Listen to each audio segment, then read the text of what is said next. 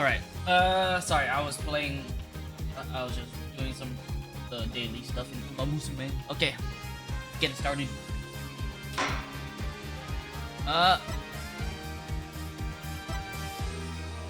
Did I not save? Okay, I think no. I mean, I'm pretty sure we most definitely finished episode 5. So I'm just gonna manually click the special episode. All right. 1, 2, 3, 4, 5. 1, 2, 3. I shouldn't be looking at this. Day 2, trial day. Is it just trial day 2? Okay, investigation day 1, trial day 1. Investigation day 2, trial day 2. Okay, you know what? I think this is gonna take the whole day. So let's just start it from investigation day 1. Yes. Alright, what you got for me, game? The Turnabout Time Traveler. This is the end? Yes, it is the end, Isaiah.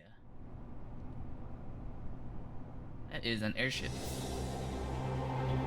I'm not completely heartless. I'll even throw that time machine you cherish so much overboard with you. Please take me back! Back to that blissful moment!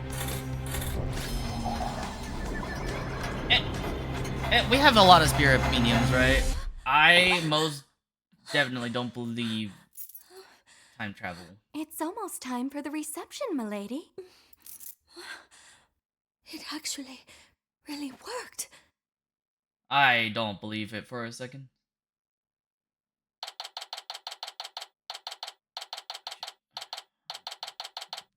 September 21st. Do you remember the 21st night of September? Okay, let me make sure when you're manufacturing spirit, I do a backflip into a handstand, then blow out the candle? What?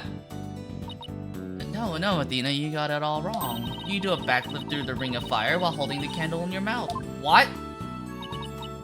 There's no way I'll ever be able to do that. Yeah, sure you can. I believe. Just because you believe doesn't mean it's gonna work. What are you and Athena up to? Yeah, I agree. You'd be a part-time performer in my magic show. What? Bonnie and Betty exist? Just use them? I couldn't say no to some extra cash, but I probably should have thought it through first. Yes, you should have probably thought it through first. Human cannonball this, guillotine that. Not like I have 9 lives, you know. Major pet Athena, now you got a line. Yeah, I mean, you said that you would. I'm holding it to you. I mean, yeah, take out life insurance policy already. Your fault. I'm the head of this law office. Since when did you become the head of this office, Daddy? Who exactly does all the cleaning, counting, and scheduling around here? I mean, just because that's called. I'm doing a little bit of designation. You know, delegating. I'm delegating here. It's Trucy Wright. She's my adopted daughter and a magician. Athena Sykes. Okay, why we don't? I mean, it's a special episode, but you really don't need to introduce anyone. You know, I think that's just stupid. No need to introduce us in a special episode in a game like that. That's basically unlocked after the whole game is. I bet you made more money back when you played the piano. Is this Maya? Oh, god damn it! It's Larry.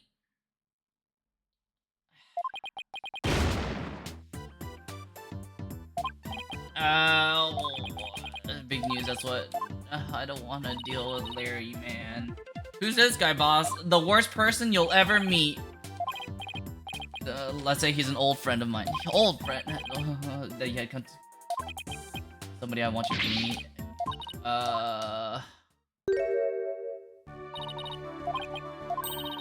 She's in a wedding dress. My name is Ellen Wyatt. I'm trying to think of a funny name. I know, I'm trying to think of a funny pun with this name. Wyatt. It's on the tip of my tongue. Ellen Wyatt. No, I'm still not getting anything. Domestics are made of the Sprocket household. Okay, Sprocket Aviation. I mean, that one's kind of on the nose, you know? Is a really big airline company, Rainbow Airlines, the one they call RAL for short. Wait, it's run by a Sprocket. Wait, we've dealt with RAL, right? Sprocket family we doing here in a wedding dress? Actually, we've decided to... No. I was doing anyway. I figured it's time to finally settle down. Nah, he's not getting... I don't believe it. William Green's really not your company, you know? Ugh. What's... No, I don't believe it for a second. Not right, but that's the plan. We're gonna look,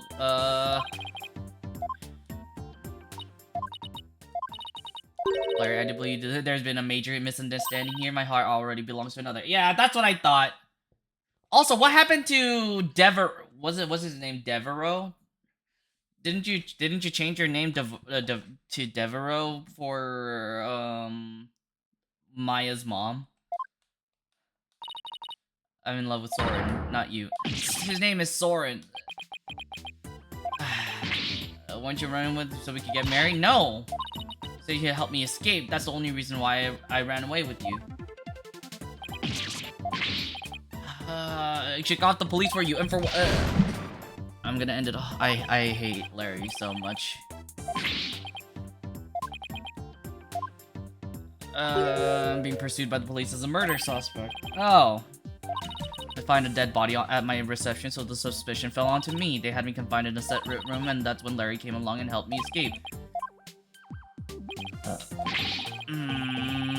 Gonna put it all on the line for this guy. So you had to scramble and shake him off. Where did it all go wrong? Since the very beginning, I feel migraine coming on. I do too, Phoenix. Even on TV. Oh. Murder suspect, an unidentified man on the run from the police. Ellen Wyatt has just been released by the police. 21-year-old is suspected of clubbing the victim. 25-year-old Dumas Bloomsbury to death in the wedding reception hall after her banquet. Highly agitated and dangerous if you see them. Big sigh. Anyway, how's your day going? Isaiah, I hope your day's going well. We're technically harboring imperial fugitive here, huh? Yep. Yes, we are. I'm gonna kick you out. It's okay. Dump me hardcore. Dude, she was never into you in the first place. I'm the one who... Shut up! Shut up! Shut up, Larry! Shut the fuck up! Oh, Donim. Lori's Donim. That's... no, I'm... Franzie's Whippity Whip Trip. Franzie's Whippity Whip Trip. Wait, this is actually just this... Oh my god, this is a reference to game number 2. I believe that's the only time Franziska von Karma and Larry actually met each other. Something about a one-hit wonder. What the heck, Nick? I'll have you know, I just created a brand new character to a moderate acclaim. 18 to 24-year-old woman. You can see his cute self all over this jacket. A heart-shaped pork chop? Not a pork chop. He's the main character of my latest picture book. That is most definitely a pig with a heart nose. Cute piglet. His debut was lovey-dovey lark. No. Do me a favor and buy a copy or 10 million? No. You'll defend Ellie in court, right? Well, if you didn't murder, you know what? Having Cyclops is actually so nifty as a lawyer. You know, if like they tell you that they didn't do it and a Cyclops doesn't appear, that means you know that they didn't do it, and you're like, okay, all right, bet I will defend you with all I've got. One more thing I need to tell you. You might find hard to do this. I'm a time traveler. Huh? Nah. I was attacked and moments away from my death. Then I wish suspended around my neck and went back in time just before the reception started.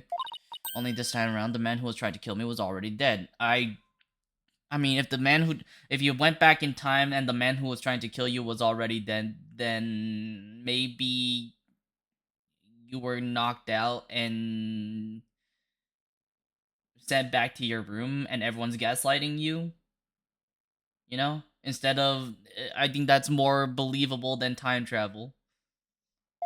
And if he's already dead when you time traveled, right?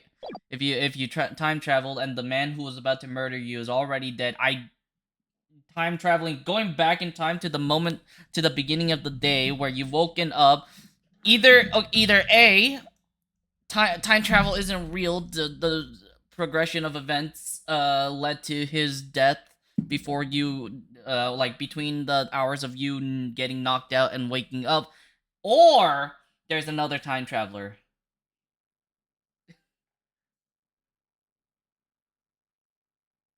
Isn't that right, MB? I can't. Good girl. History had been rewritten. That's not how time travel works. Yeah, okay, police, thank you. Police cars outside, not just one, two, but a whole bunch. Oh, you're headbutting my Dr. Pepper. What's up? What's up with my Dr. Pepper, baby? As the building surrounding. Yay! This is the police! There is no escape! Drop your weapons and come out with your hands up! Larry, just surrender yourself. Oh, my cat really wants attention. Here. Oh, she's headbutting the third monitor. 45, talk about overkill. Sounds like, listen here, you can think about what you're putting on your poor parents through. I'm sure this is how they raise you. No policeman talks like that.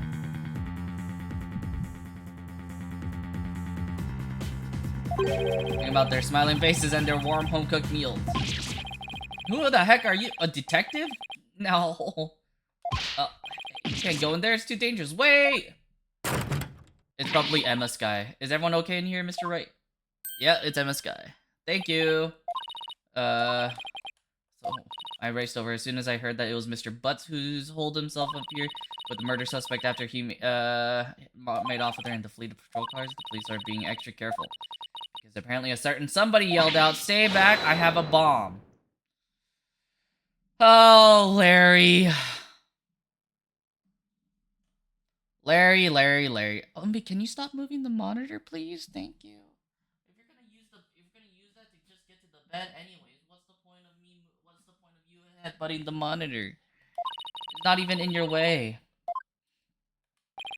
Police were being so persistent, so I had to do something. I tried bluffing. What bluffing? They're gonna take that bluff seriously. Like you do in court. No. I'm bringing this young lady in for questioning. Okay, talk with her. You have to do it down at the detention center. Oh. Come on. We got the detention center. Larry, you should be going to jail as well. Doing a bomb threat like that is a felony, you know? Skip out on me. We only just started practicing your repertoire, you know? Oh, Trucy. Gotta get me out of this. I can't take it anymore. I mean, you're the one who promised. Bucket of water, hold your breath for 15 minutes. I don't think that's how that works.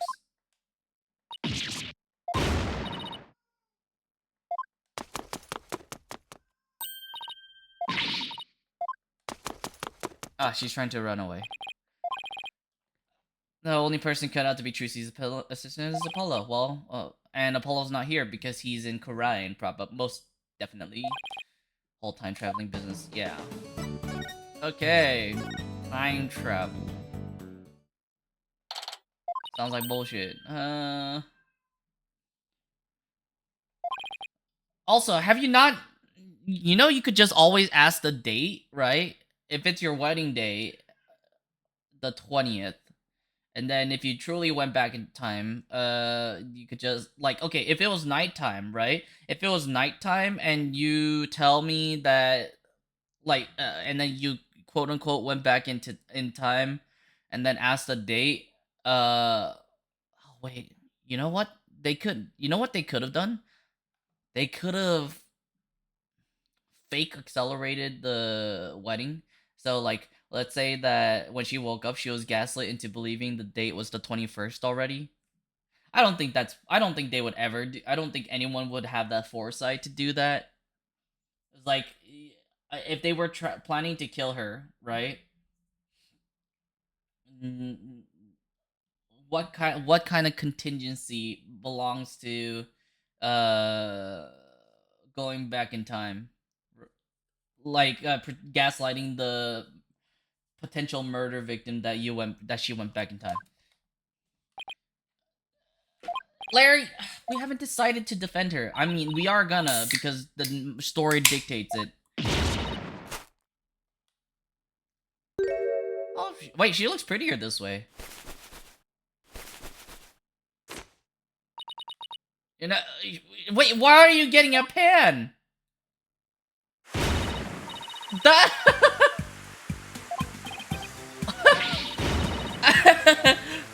That's so undignified, but neither will anyone else. I'm gonna die all alone in jail cell. Larry was the one who brought you to me, had me a little worried, but you don't seem like a killer to me. Yeah, I don't think you're a killer, but... Oh, thank you!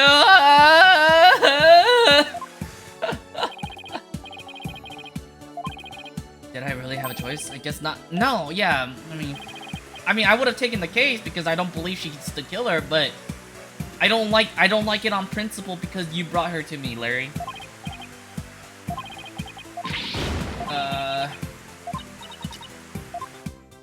Oh my God, your mascara is ruined. Oh, you're using your wedding veil as a. Oh, okay. No, I like that. I like that other hairstyle of yours. In my case, what? No, hold up. Please go back to that previous hairstyle. I really like that. Okay. It happened the wedding reception. I was attacked by Mr. Gloomsbury. Uh-huh.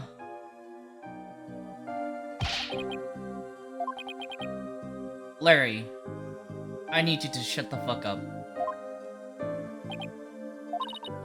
But what? Tell the truth, Mr. Bloomsbury didn't seem very happy about me getting married. Aw. Forced me onto the Vista deck, and he was going to push me off.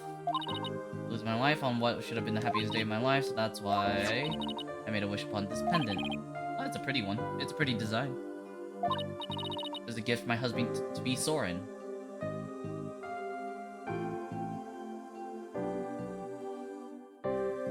Sorry, I'm trying to figure out how to 3D print this. I want them all to be moving parts. So I'm trying to figure out how this would be created. It's really pretty though. Symbol of our love. What changes. Back to the blissful moment. But okay, what's today's date? What's today's date for you?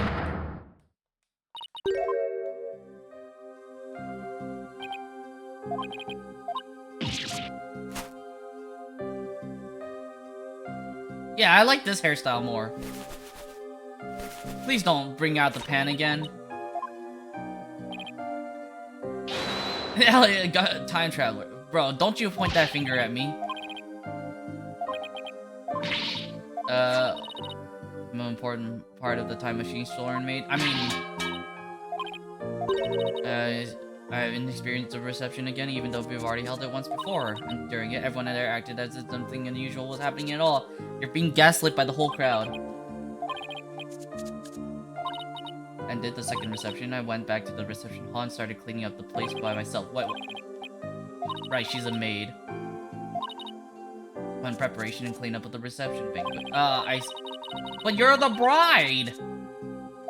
Surely you can leave it for someone else. Brigham and Mr. Bloomsbury dead body in the lantern. I didn't know what that's when some of my in-laws jumped to the conclusion that I killed him. I need to know! I didn't figure when you were being attacked.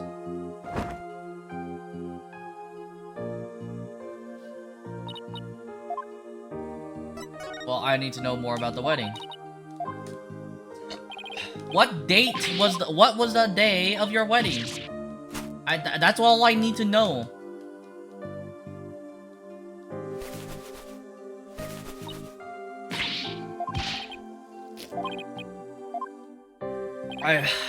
Tell me what about the groom. Wait, why do you have an ironing board? What are you doing?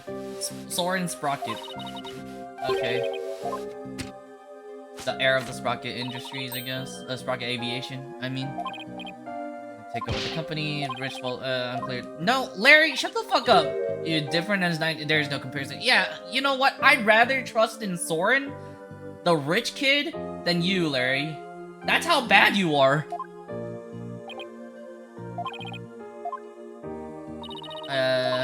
He's my, okay. It was me. It was when Mr. Gloomberry was attacked. I see. Okay. Upon I started to pass out, I lost constant. I saw someone strike Mr. Gloomsbury from behind. Did you? She didn't have to. I told someone nobody took me seriously. They said it was just a dream. Okay. I just need to know when the date of the wedding was. There's no way she got gaslit into thinking I want to make it. I want everything for when Soren come into a dirty room. Oh. By the way, you know, if Soren really loves you, even if you were in jail, he would still marry you.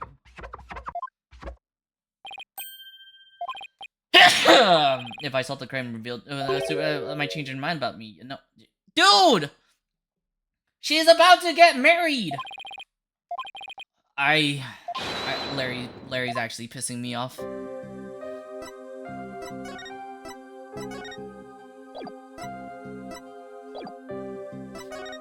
Okay, let's go to the mooring dock, the scene of the crime.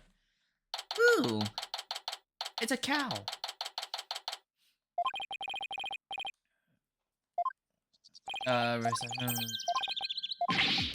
But Mamacita, don't wait up.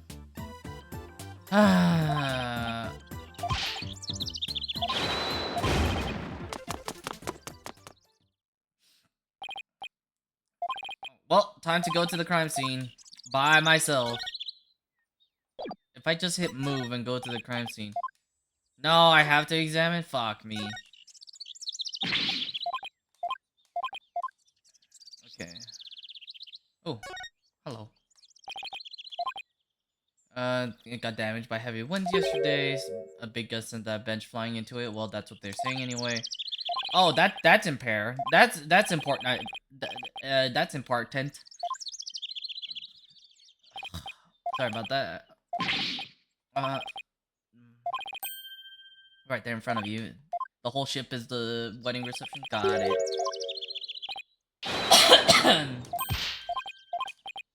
Dude, if the next like the soon to be successor CEO man is pulling out all the stops for a simple maid like her, then you got no chance, buddy. Even if it was out of money, you have no chance. Please tell me we got a better, more competent person. Please tell me we got Emma Sky. I'd rather have Emma Sky. I think Emma Sky's still pretty good, but I'd rather have anyone else but Larry. Please tell me it's Miles.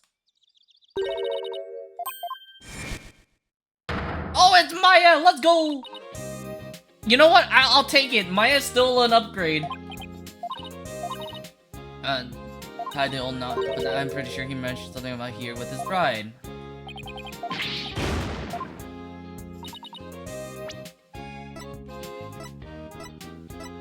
Okay, you know what? Maya's 28. She's an adult woman. She can deal with it herself.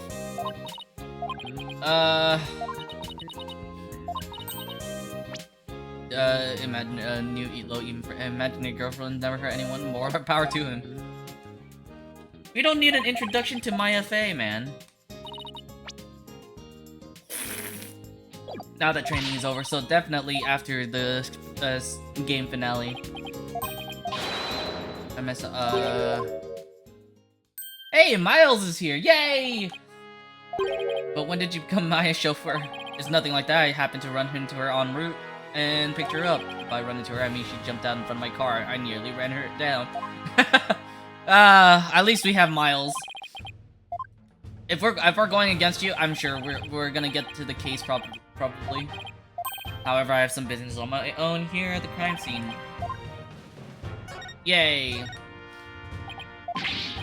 You're the lead prosecutor. Ooh, let's go. Oh, on this time around. What about the awards of personal district? Complicated. The groom is a member of the Sprockets, family with immense influence. If his ride were to stand trial in court, it would solely the Sprocket name. So they tried to apply some pressure on the prosecutor's office. Oh, I mean they're trying to sweep this whole thing under the rug. So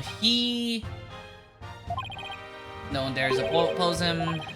It's quite the opposite. The prosecutor is filled with cowards, as I found out. Every last one of them, my subordinates was low to prosecute a Sprocket. Ah, I see. I will utmost of my abilities, regardless of who I'm like. Dude, what a character arc. I mean, his character arc's been since like game number 1, but coming up from the very first case in the very first game, where he was like perfect record and all that jazz, and then now he's saying I always prosecute to the utmost of my abilities regardless of who I'm up against. So even for that, not even the almighty Sprockets. Oh, good for you, good for you. You have another thing coming. They were only trying to protect their interests, but all they got instead was you. That's a good thing. Your sweet Ellie. And I'm warning you, right? I won't hold back, not for you or anyone else. Yep. And I would not have it any other way. Unlike somebody who has too few clients and too much time. Excuse you. Oh, I have no intention of showing anyone any mercy, including you. Aw. I think I mellowed out a bit with age. How old are you again? You have mellowed out. When's the last time? He's 35. When's the last time well, the first time we've met? I mean, like, besides the childhood. If so, if anything, those furrows should smooth out a little as well. He's self-conscious about those lines, isn't he? Don't forget, right? I'm the prosecutor for this case. Need I remind you, I'm not in the habit of sharing information with my quote-unquote adversaries. Are you Larry? I'd like you to come with me. You have a lot to answer for a little stuff with the suspect. Appeals won't work on me, Larry. Now come along. Let's go. Thank you, Miles. I owe you one big time. Goodbye. He's dragging you away in the sports car. You know what? That'll be the last luxury you ever get, Larry. As relentless as ever. So much for mellowing. That's it. That is him mellowing out. Crime scene. What else? Let's go. Team up. This is gonna be fun. Yeah. Okay. We could just move on. Oh wait, I wonder if I could present to her this Ellen's pendant. Maybe something like that. I want to know, what about the statement? Nope, she's not gonna. After the wedding, do you think Chloe gets to ride the energy ship to their honeymoon? I mean, that's probably what they were planning to do. I wanted to ask her about the time travel, like the idea of the time travel, but I don't think that's gonna happen. Also, that is a cow on a ship. On a ship.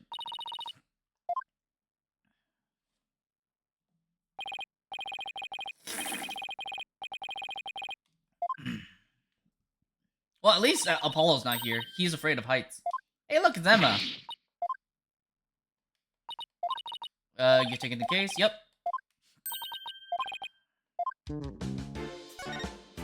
Okay, what happened? I expect him to be tight-lipped about it, yep. 20th. Yesterday on September 20th. After the wedding reception, which lasted from 7 to 10.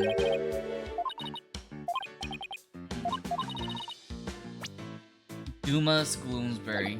He does look like a gloomy guy. Sprocket family household was made for that family as well, so that means the two of them were co-workers. Okay. Was the lead servant after all. He was very serious about his work, but he was also very close and private. Man, did he have any family members? Does he have a grudge against the company? Does he have any family members who was killed in service to the company? I feel like, I mean, because that's the only reason why, like, I would think that would be the only reason why Bloomsbury would attack our client in the first place. Mr. Doom and Gloom behind his back. All these things, Ellen killed his man, a guy was essentially her boss. But the circumstances surrounding the discovery of the body don't bode well for her. Okay. Excuse me.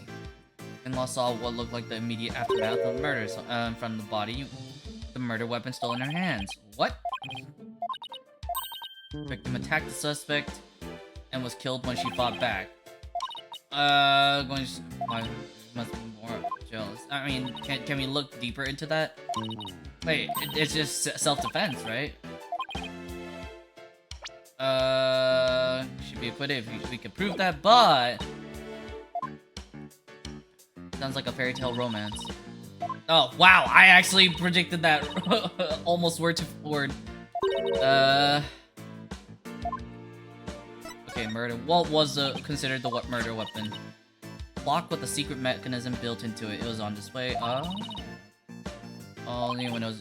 Okay, I'm getting luminal reaction and it matches up with the shape of the injury, so it's got to be the murder weapon. Wait, hold on. If it okay, help me understand then.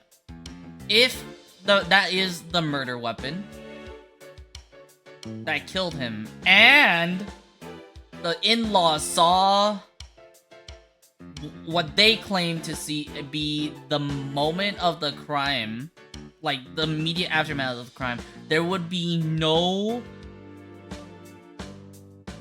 chance for the murder weapon to be cleaned off. So help me. Every time the couple sees it, it'll bring them back to the memory of their wedding day.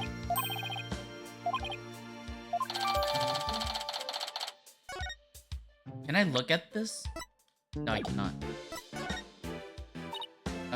Never had any family or relatives to depend on, so she was working as a live-in maid for the Sprocket family to support herself.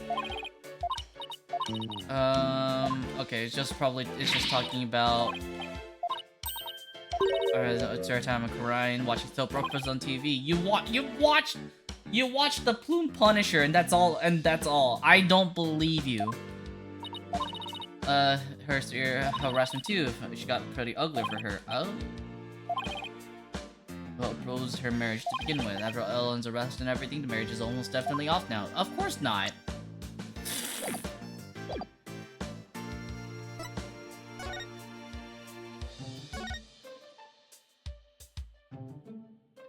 Alright. Was found and Ellen managed to move it quite a ways. That's not a cow, that's a Pegasus? It's got horns and everything. Cows don't have wings. I mean, it's a flying cow. Pegamoo. Oh god, what a name. Pegamoo. Is definitely a male Pega bull, right? With the horns and all. Okay. There's also a Pega bull, but look at the pamphlet. On the right says Pega bull, but the other one says Pega cow, female one. Wait, that's kind of huge. Why do we have two bulls? Uh-oh. Okay. Well, there's a bloodied wheel. Is it a wheel? It may be the torch. It may be a torch. I don't know. Oh, it's a doorknob? It's a doorknob? Then send her off from the Vista deck. I see. Online has better handwriting than me, but it looks like they wrote in a rush. There's smudges. My hand with a slight hook writes in a hurry. Wow! Maya, that's actually huge! When I'm not paying attention to where my hand is on the page. Oh, interesting.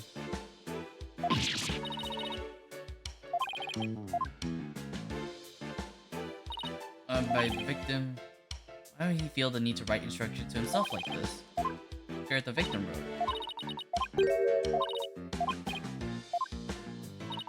Heliport you see outside. Okay.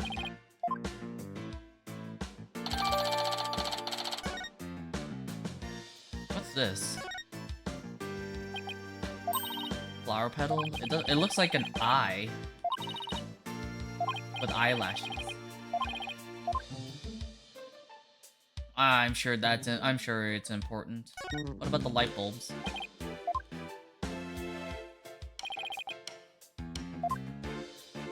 Wait, why did she have that in the first place? What?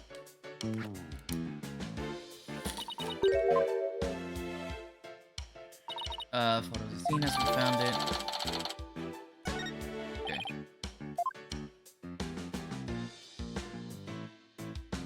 Wait, I wanted to look a little bit more.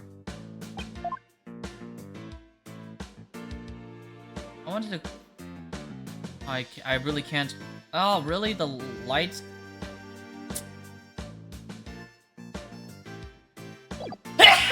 Excuse me. Okay, what about... I mean, we could adjust the angles. What about the flower... No, not... What about the boiler?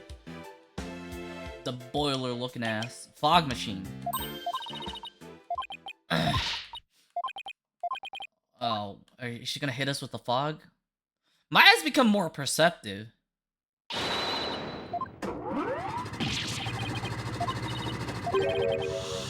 Without... Okay. It's not working. Because it's out of dry ice? Okay. There's a hot air balloon. Didn't... I think this is a callback to the Great Ace Attorney Chronicles, where there was a murder at a hot air balloon, right?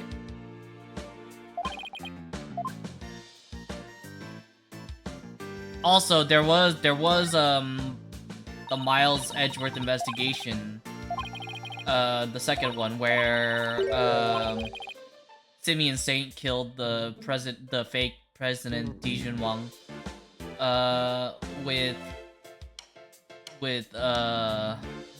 his hot air balloon, like crushed him. Oh, what's this? Wait, that's the lantern. Oh, it's pointing at the doors. Never mind. Okay, this is also the fog machine. I like how the first one was that we let her touch it, and then the second one is like, no, don't touch it. You don't get to touch it. No touchy. What about this airplane?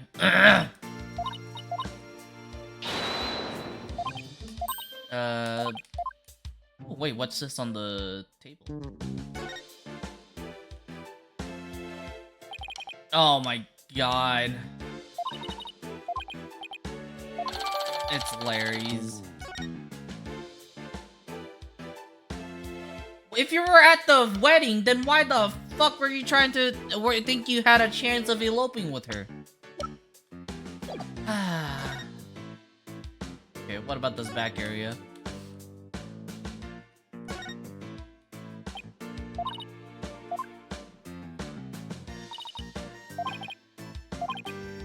Off with gun. Always having an especially hard time because of their wedding dresses. This is a very Western wedding.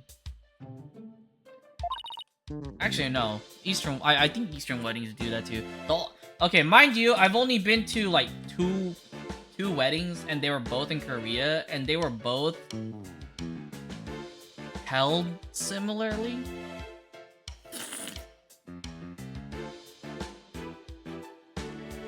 And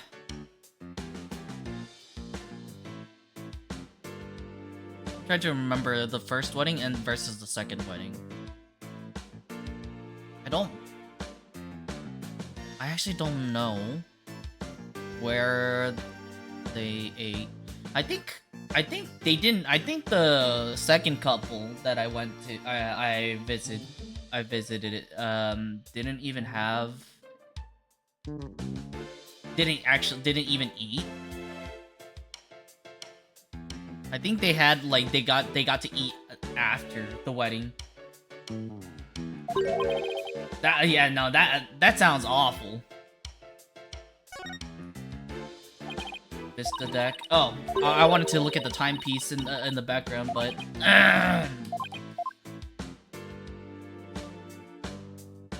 okay, I think that's it for that. Oh, I did not finish seeing. What's this? Time machine was placed. Prove Alan's innocent, no matter what. Okay. Does it about. Okay, I was about to say that I think that's it for this area. And Phoenix Wright said the exact same thing. Okay. Rolled around easily too.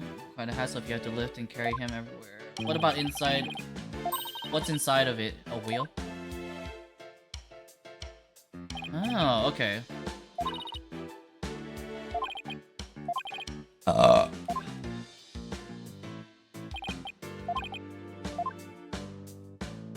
I wish I could compare. Wait, I thought I saw something. Oh no, never mind. You know what? Why does he look like the kid from the 5th game? Dual Destinies. He looks like the kid from Dual Destinies. It's the first case? Returning characters? No. It was not the first case. The 3rd case. Hugh O'Connor. Okay, hold on.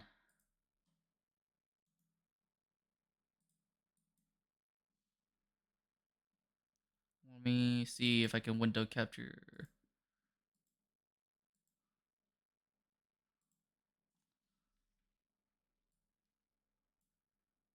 I'm about to sneeze.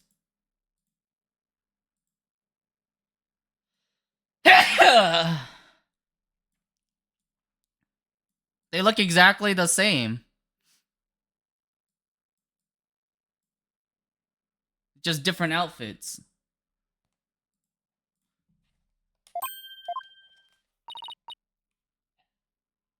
How long has that guy didn't? He's probably Soren Sprocket.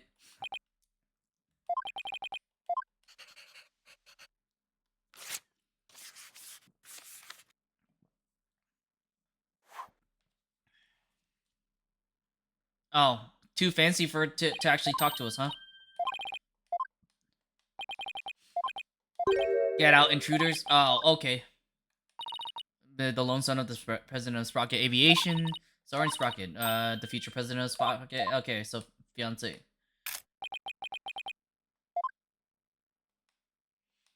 If only real CEOs also had that kind of passion for their company.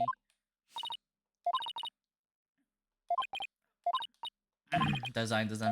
Oh, nice. I guess we had go find Sprocket. Okay. No, we don't need to examine anything any further. Present. Okay, nothing about that. Maybe we can ask about the fog machine.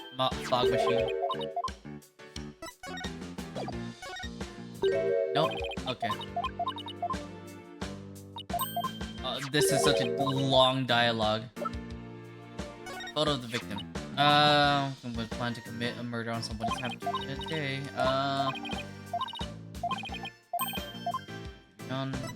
What about the note? Oh, we've already had. Okay. I mean, I didn't expect that. What about the murder weapon? Positive. Shape of the victim's injuries and the shape of the clock are a perfect match. Okay. Get knocked out over that, it would be if their future cut off, and then send them to the path. You know, when life flashes before their eyes. Okay, I don't think there's anything else for this.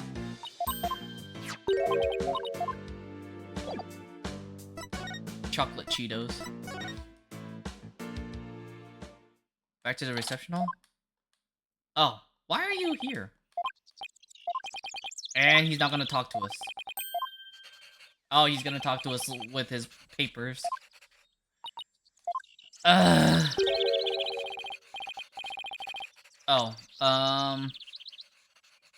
if it could be detected at that observation point, the matter can retain its form even as it causes the... Oh, he's talking about black holes. Nice. We'll be representing Ellen in court tomorrow, so could we ask you about the case? Can you just talk to us like a normal human being? Not interested. What? Did I... Oh my god. If you even care about us, just talk to us. I mean, if you don't care, then why were you marrying her in the first place?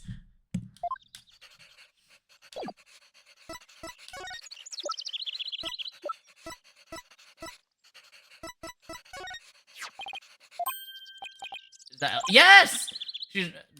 Yeah, but after she made a wish on this pendant. You two mean to say you two are Ellen's lawyer? We've said that! I was lost in thought. Oh my... Then why even talk to us? Why even write notes to us? Oh my god. I'm getting sick and tired. I'm glad this is the last case. I don't know a thing about it, so why don't you go ask the police? Ugh. How Ellen traveled to time. Oh, but time travel is your focus. It is possible. And also impossible. The pendant I gave Ellen is not supposed to operate as a time machine by itself. That clock we had displayed on the that is the body of a time machine. The pendant is simply a part.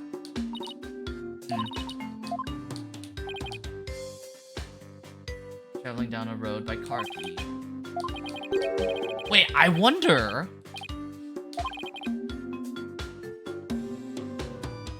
So... I know some weddings... Actually, no. I've lied. I've realized I've lied. I've been to 3 weddings. 2 Korean weddings and 1 American wedding. And although that 1 American wedding did have, like, the food set up in front of the bride and groom and all that jazz.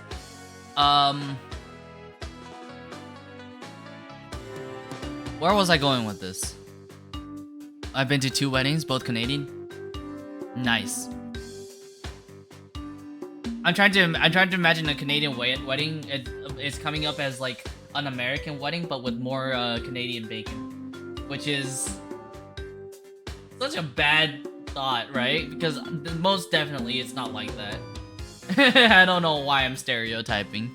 That's bad. That's bad of me. Shame on me. Oh, okay. So no, I remember where I was going with this. So maybe one had a candy bar and then coming back up. Ooh. Wait. Oh. Too much candy? Did you throw up? But I was talking about how maybe Ellen mistook you were 7. Ah. So at a free candy bar. I see. I am not sorry. I think vomiting after going to a free candy bar at the age of 7 would be totally worth it for a 7-year-old at a free candy bar. You throw everything up, so now you can eat again because your stomach's empty. But, here's what I was saying. Fucking... What if Ellen mistook the wedding reception before the quote-unquote time travel? Maybe that was rehearsal. I wonder if that was rehearsal and she mistook that for the real wedding reception when she passed out, and then the real wedding reception happened. I wonder if that's what happened. And develop multifarious methods of transportation: horse and steam engines, gas engines, airplanes, spaceships. I also brought plastic bags with me as a 7-year-old to take home the free candy. Smart. Three-dimensional movement, travel to space, continue, shift mankind to a new paradigm.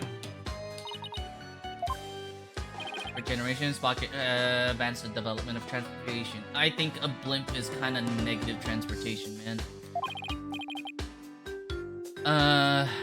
Dude, and actually I would research time travel as man's next great leap. How about interstellar travel before we go time travel? I mean, he was actually talking about that. He was talking about the event, retaining matter, while passing through the event horizon.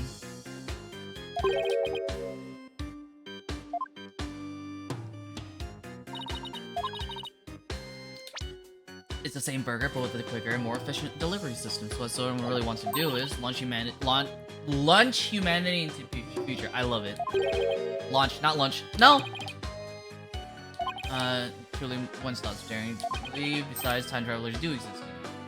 Although a ham bar would be nice. Ooh, a ham bar would be nice. Like, give me a charcuterie bar. Like, you know, with all the meat, the prosciutto, I actually don't know any other meats besides prosciutto and, maybe bruschetta? Wait, bruschetta is, bread, isn't it? It's just...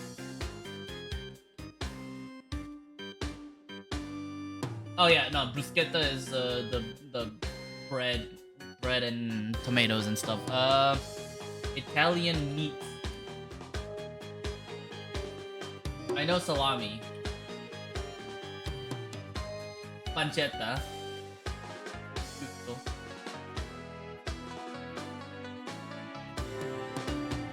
Mortadella. Oh, so wait, is it mortadella? Probably. I don't know Italian. I'm not well versed into Italy. Understand? I wouldn't understand. Thorin isn't the easiest guy to wrap your head around. And like when he talks, he's full of hope for the future. More passionate than I thought too when it comes to inventing. I personally think if you went back in time, you would actually just obliterate yourself. You would only be thought.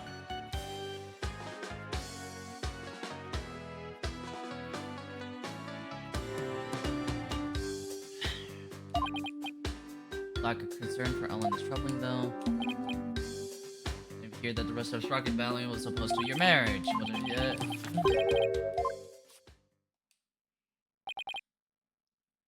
He's gotta be the killer. When has a guy with a monocle never been the killer in this game? Yeah. You are the future president, you must consider the business side too. We have Shelly the killer, we have this guy. Prosciutto, bacon, bruschetta, bacon, chicken, bacon, ham, bacon, hamburger, and bacon turkey. And obviously bacon. Yeah. I like bacon.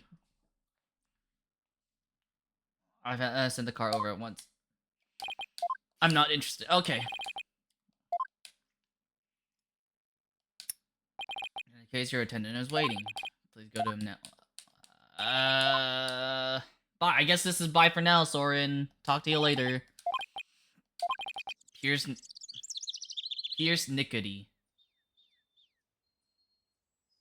Please call me Pierce. I'm trying to think of a joke here. The butler. The butler did it!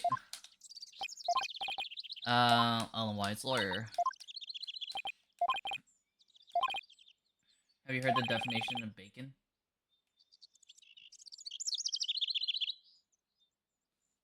Is there a different definition of bacon than I am aware of?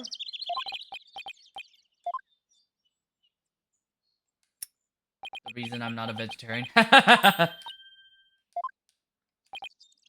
Good luck charm. Why is there a star on it? I'm curious. Please tell us why there's a star on it. Okay, come to the Sprocket Manor. For the investigation, of course. Oh, and steak. You would love... I wonder... if... Have you ever been to a Brazilian steakhouse? I think you would love it. I love Brazilian steakhouses. Man, I wonder if my friends are gonna go to a Brazilian steakhouse in the, like, soon. Because I want to go eat.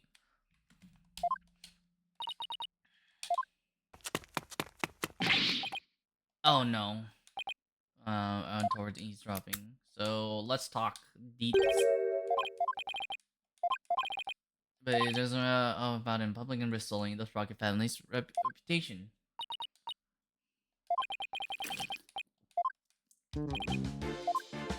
I think. Oh my god! Last time I went into a VIP lounge, they gave us like complimentary affogato. It was really good. Oh my... Maya, you're 28!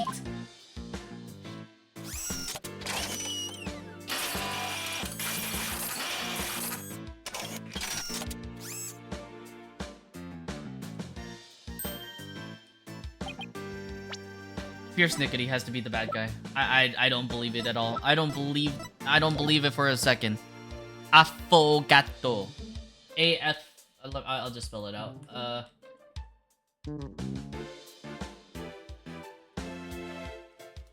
There you go. We got affogato. Not the only the butler in the Sprocket area. Repair department director. Oh, Patrick, that's my specialty. Maybe fix her upper shoulder mech. Effectively enumerate at the moment. Oh, okay. Seeing people is a different matter. Even a skilled physician can't bring back the... Yeah.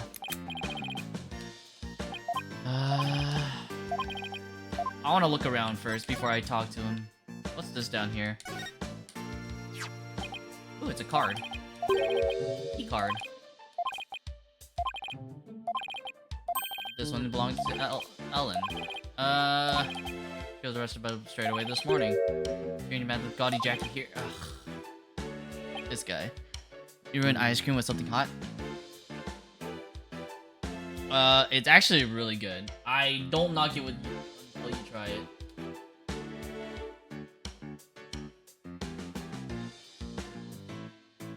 Don't think about... I mean, instead of thinking about ruining ice cream with something hot, basically you're just adding... basically, imagine having coffee, right? An espresso, but your milk and sugar is an ice cream instead. And the complete opposite of having hot and cold put together, it doesn't make it lukewarm, right? You just feel both the hot and cold. It's really good.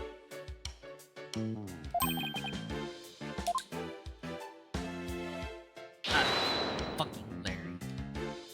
I fucking hate Larry, man. He always makes something go tits up. Chocolate ice cream. I mean, yeah. I mean, it doesn't have to be. It doesn't have to be vanilla. It's just most commonly vanilla.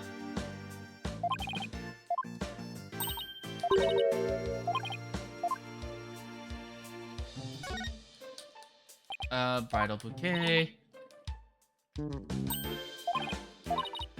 Just because I'm feeling while trying to grab it.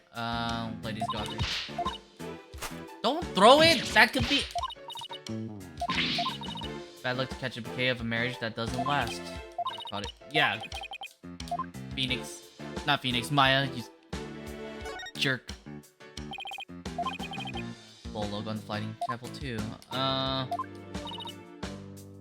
Rocket Aviation, strong and steady as a bull. Company Creed. Rainy the Rainbow. Oh.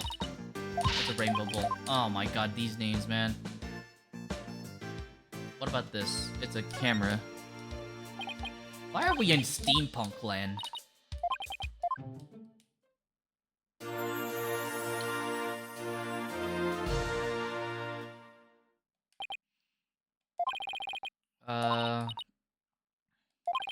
She doesn't. Yeah, there's Pierce.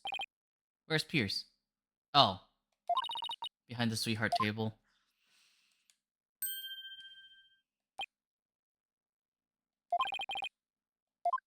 But why? Okay, wait, but he's turned away from the... Okay. Wait, I have a huge issue with that picture.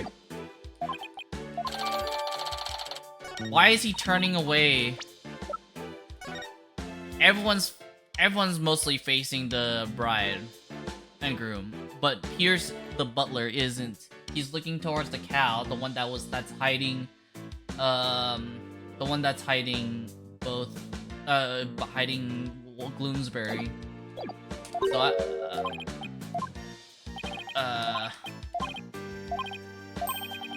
no, you don't, Fog. You don't have any idea. Okay.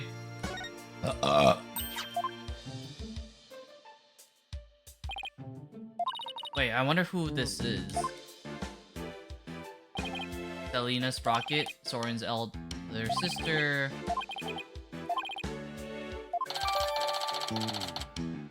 Would they have the same pocket watch?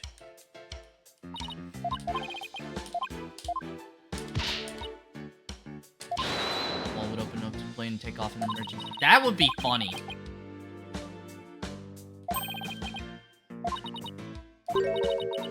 Bulls don't make milk. Oh, they make some kind of milk, all right. Okay, I think I've checked everything. Okay, I think that's everything in this room. Present.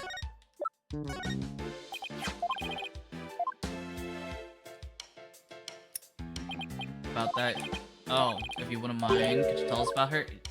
She's dead, isn't she? That's her watch. Okay, well, do you think she did it? I can't prove it yet, but no, I don't think she could have done it.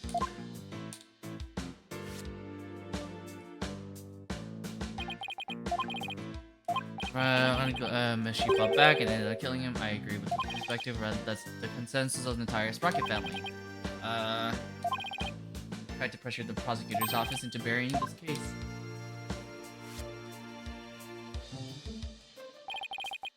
All we saw was merely a legal consultation. No longer part of this family. What? Man, before who? Banquet. Oh my. Anything that is my job. It's a Sprocket family butler. Oh, by the way, I shouldn't tell you. When the members of I discovered the crime. Well, this is very chatty. I think anyone... yeah, she must have been delirious. Was possible though. Uh-oh, if Master Soren said it, it must be true, right?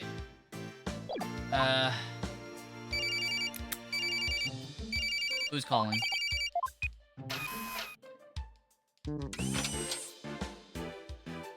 Why is this so steampunk?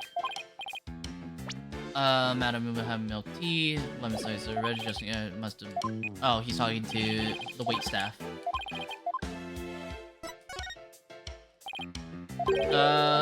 Miss Selena Sprocket.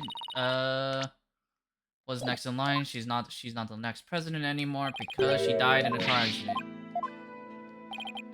His car with her at the time of the accident, losing devastated him.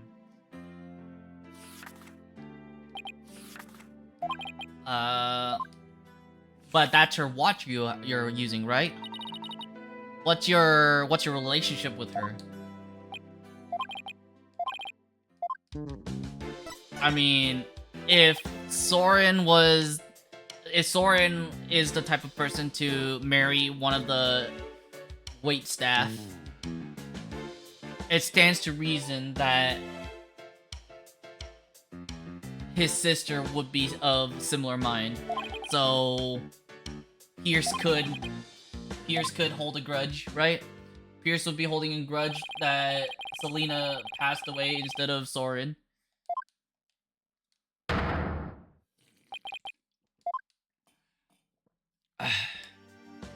There's too many holes in this.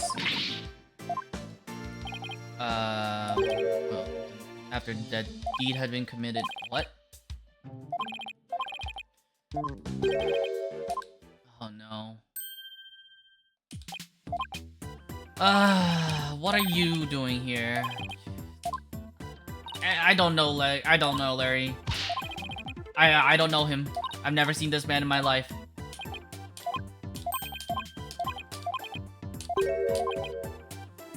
You weren't involved in this case, were you? He fucking hell, man. Now you have to investigate, but spare the family's feelings. Yep, sure.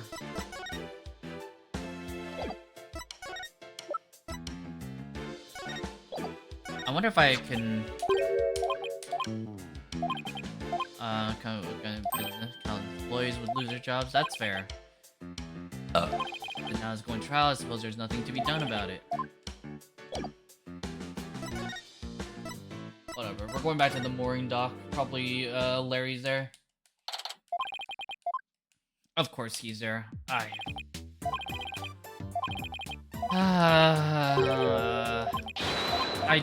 hate Larry with such a passion. This is yours, isn't it? I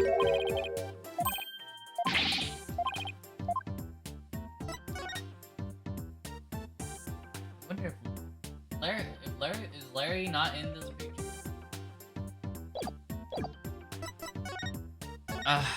What did you see on the airship? There was no... Of course he's been on the airship. How many? 2? I bet you he's gonna fold after 1.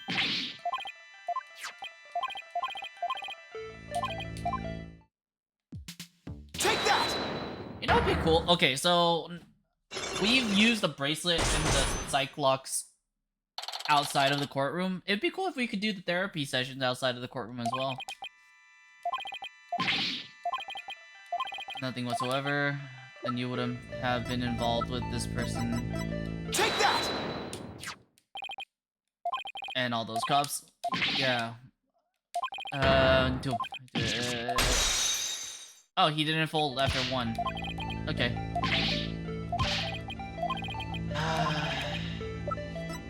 Take that! Your business card wallet, isn't it? I found it in the reception hall. Yeah. What were you doing there? Did you sneak in?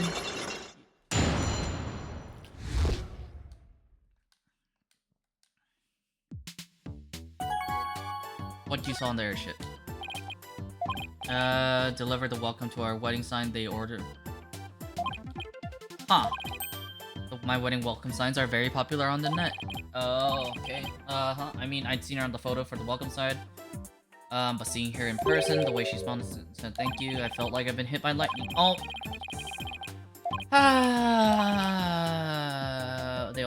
They told me only family and relatives could attend. They wouldn't even let me into the reception hall. Good.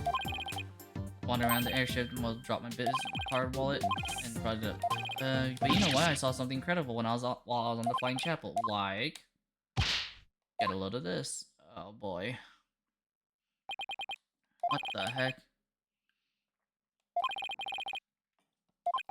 I know what that is. That's the sign from the... That's right here. It's most definitely from the sign. The signpost, whatever that thing is. The map. It's from the map. I wish I could look at it again. And then just cut. Ah, there we go.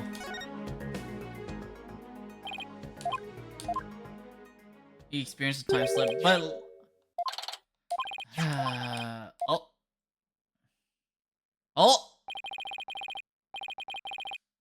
Oh! I take it when I was wandering around on the airship. But okay, so two things stand out to me. The flower on the right and the cows on the left. The second cow is most definitely female. Why is there a male and a female?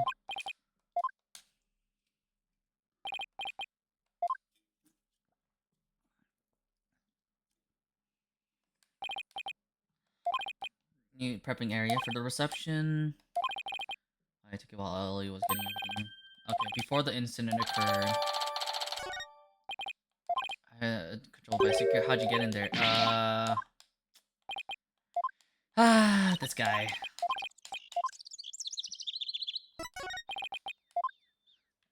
I wish we could just figure out the dots immediately.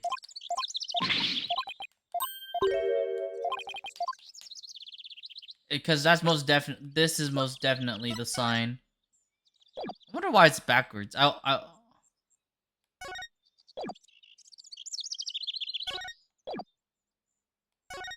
know what I mean?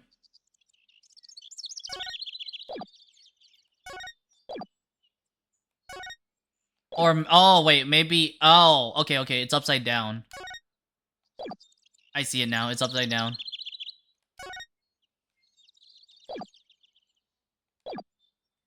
That's most definitely gonna come up. Doggy! Okay, I think we'll go back to the detention center?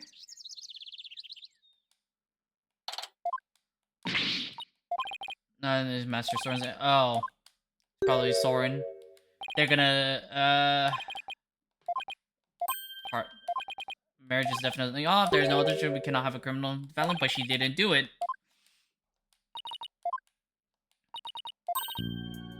Then you wouldn't have a criminal in the family, right?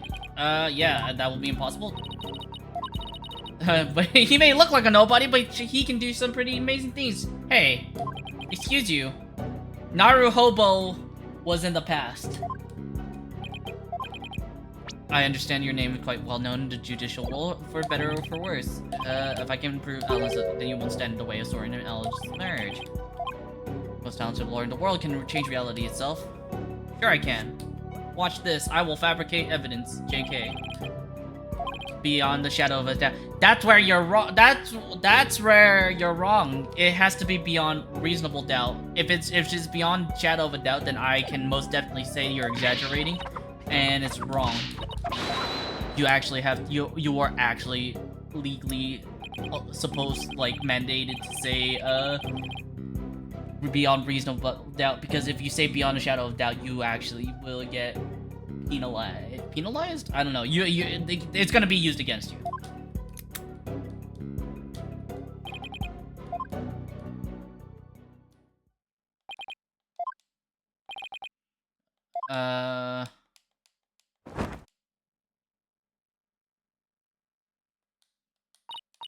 What did you find out? Okay.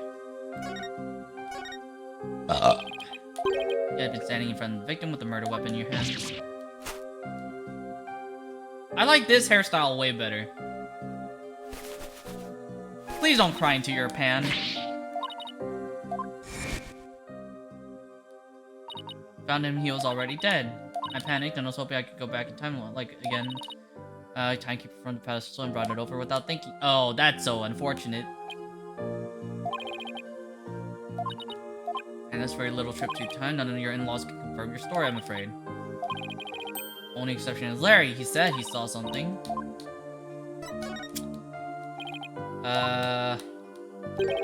Saw a pterodactyl flying outside, which is bogus.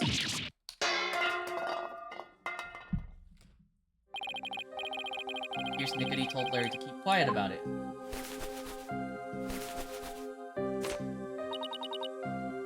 Such a thing. Okay, developing something in secret, a time machine, to be exact. I think that's why nobody could confront it, because it's a secret. I don't know. Key card at Sprocket Manor. One of your in-laws said he'd keep an eye on it for you. I was getting things ready for the reception. I looked. Oh. Oh, Larry. Larry, you son of. You fucking fucker, man. Fucking hate Larry so much.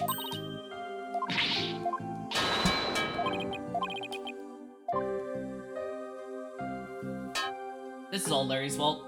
I don't care who the killer is, it's all Larry's fault.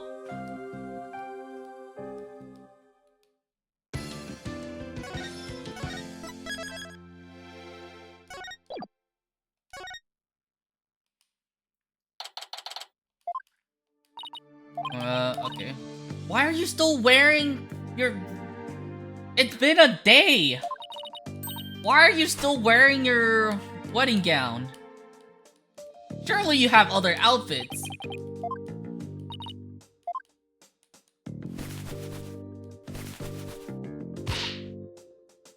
Oh, he's probably gonna say, I don't know you. Blueprints? Oh, huh? The engine, I can't find it. Do you know where they are? Oh, they're in your room, third shelf on the bottom on the right-hand side. Aw. And then he leaves. He might be autistic.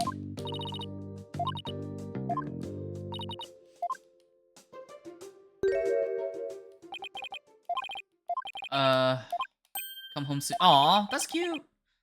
Aw.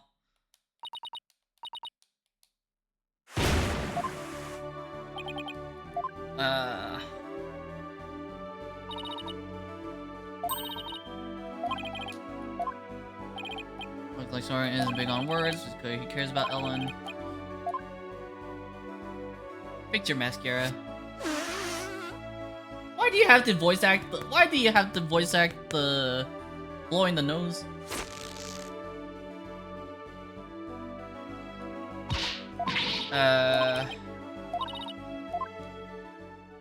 Also, please get into a different outfit, please. It's gonna take a while.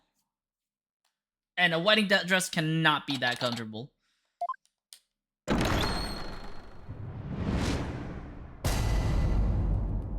Also, I still have an issue with the murder weapon still not being found. I mean, still being found, but like the blood is cleaned off. Seeing so many familiar faces gathered together like this, I feel as though I'm at a grand reunion. You're right. It's Miles on one side, and Phoenix right, and Maya on the other. Go out for a dinner and drink and reminisce with all of you. Aw.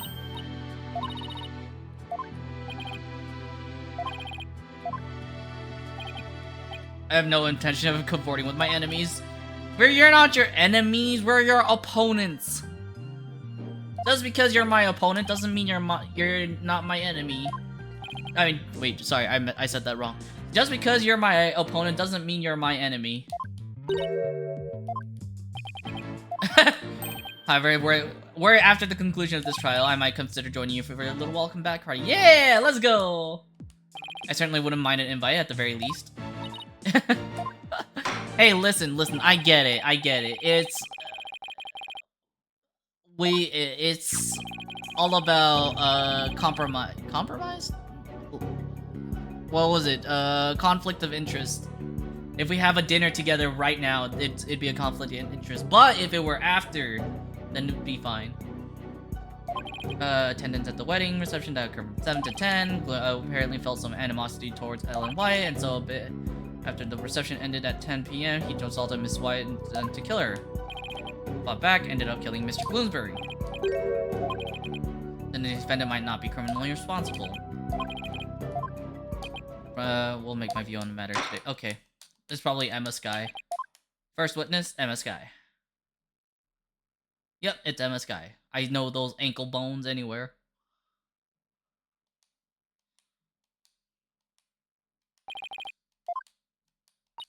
forensic investigation and great.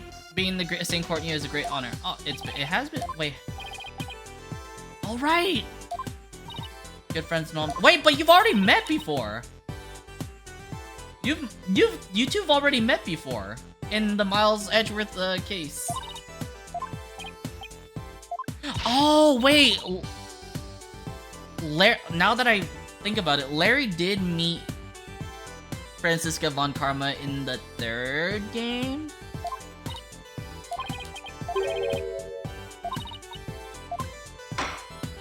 Yeah. And not just the Miles Edgeworth game. Alright, run down the case. Clock called Timekeeper from behind fell over right into the lantern. Spotted him standing in front. Was spotted then standing in front of the monitor holding the murder weapon. Struck twice, by the way. Twice. Back of the victim's head. The second fatal blow to the side of the victim's head. It wasn't it wasn't self-defense anymore, it was murder.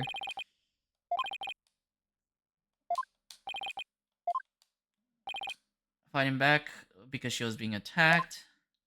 However, she didn't want the fatal blow to a man who was already fully unconscious. Yeah, he's considering it a bit murder. It is a murder, but it wasn't her. If she was fighting back, she wouldn't be hitting him in the back of the head in the first place. Autopsy report. Okay. Can we look at it now?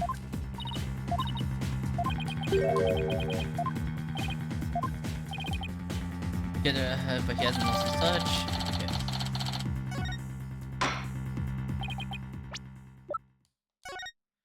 Hemorrhage from strong blows. One contusion was on the back of the head, one on the side. The blows were caused by the same weapon. Okay. Cross-examination. If only Gumshoe were here. From behind. Hold it! From behind. She would have to have hit him from the front, yeah. Only when he got hit from behind. Okay. Looked awfully scary when she was brandishing that clock.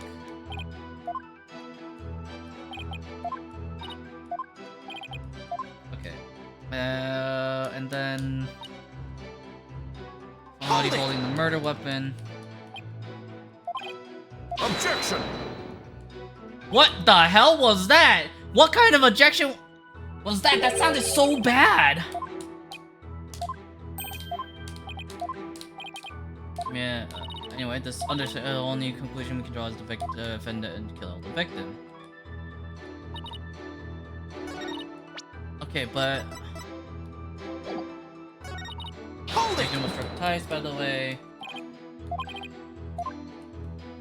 About that. Why didn't she strike him again? Okay, we've already established. I mean,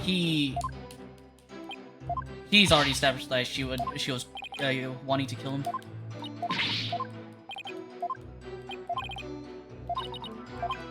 Okay.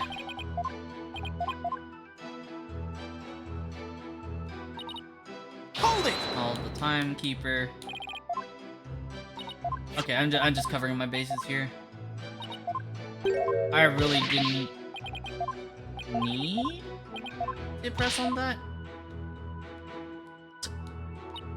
Right onto the right into the lantern.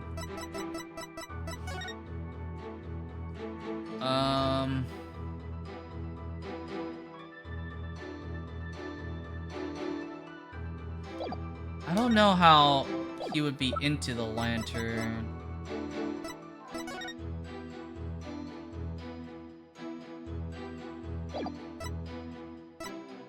Let's see.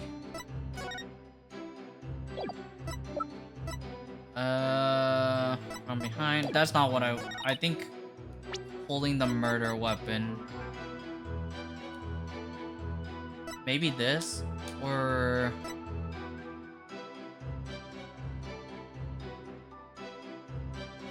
Objection! No?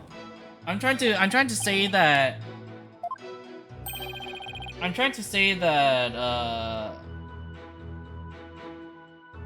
whatchamacallit, how did she clean off the blood after she had killed him? Because it would have been immediately afterwards. There would have been blood smudges everywhere. But that, I guess that's not what they want me to do.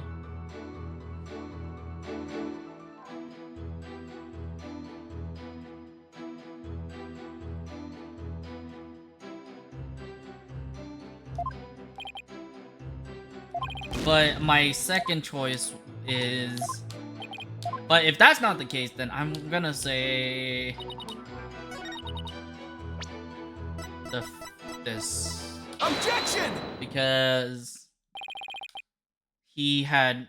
If he had fallen into the lantern, the door would be broken inwards and not outwards. Crime scene. Okay, if you look at the crime scene, you'll see the victim is lying on his back. You claim that bit hit from behind as you claim. Oh, I wasn't considering that.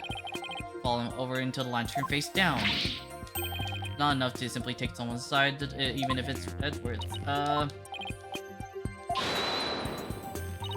If you need to watch the trial, I would. Okay, entirely possible that the defendant moved the victim's body after he fell over. There wouldn't be any contradiction, right? Actually, it's not possible. Because she would have to, because she would be holding the lantern. Or not lantern, she would be holding the murder weapons. She was caught holding the murder weapon still. She wouldn't be caught holding the murder weapon if she was flipping the body over. It's not possible.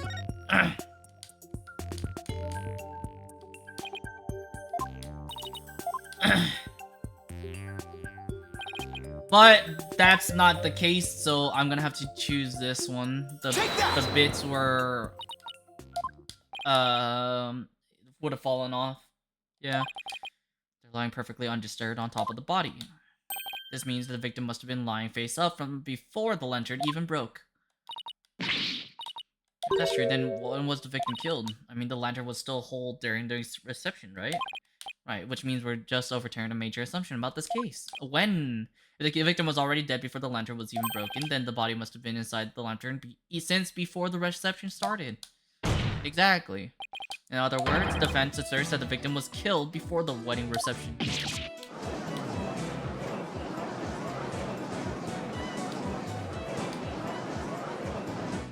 In short, when Miss White was seen standing in front of the body after the reception, it wasn't the moment just after the murder was committed. It was the moment she happened to discover the body, just as Miss White claims. Objection! Whether the act was committed before or after the reception is entirely inconsequential. After all, it was the defendant who prepared the reception hall for the events in question. Therefore, when the murder occurred, changes nothing in regard to her guilt. Actually, she could have killed it. That I have an issue with that one. Because of this, we have the photo of the cow. Objection! Nor the body had been hidden during the reception in your scenario.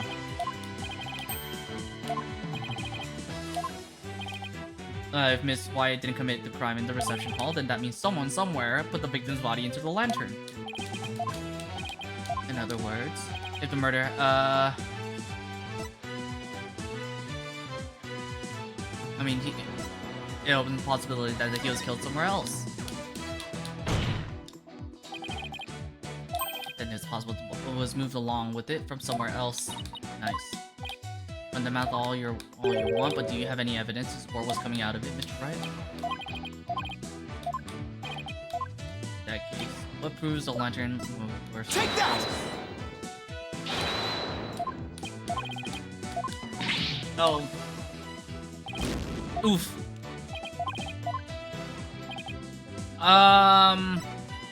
Oh, yeah, I was trying to... Hold on, what if I just do this again? Take that! I'm getting there. But I was out of order. Focus on this thing right here. The flower petals. Take that!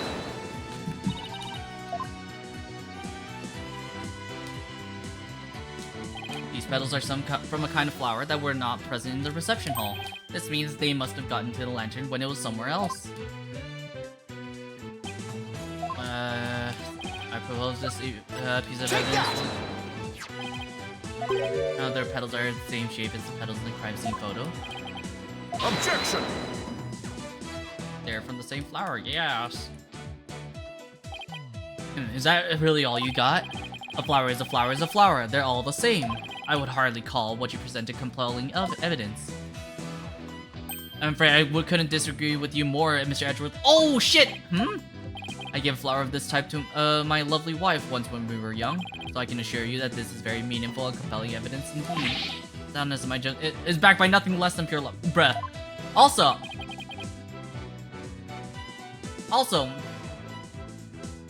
there was actually huge importance with flowers in your final case in the Edgeworth investigations.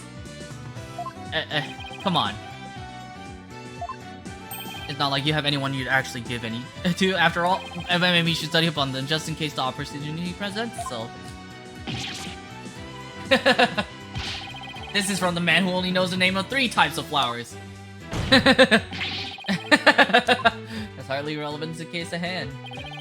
Certified that the victim was killed in the hole. The body was then placed in the lantern and moved to the reception for some reason.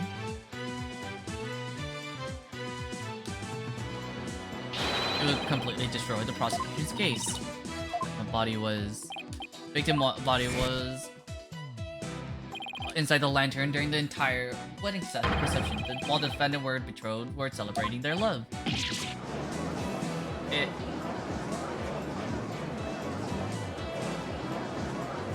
Objection!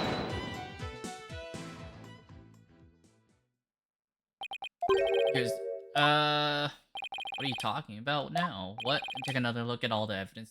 You'll soon see what I mean. Are you talking about how she was already inside? She was inside the hole as well? If that's the case, then I have an explanation for that. Was killed before the reception. The autopsy report states the estimated time of death was after the reception. And that estimated time of death is correct. There's no way it could be wrong. What do you mean estimated time of death could not be wrong? I'm grown. Though I must say you're as cocky as ever. We've had so many refrigerated corpses, it's not even funny. Edgeworth, you should know. You had literally 2 cases of frozen corpses.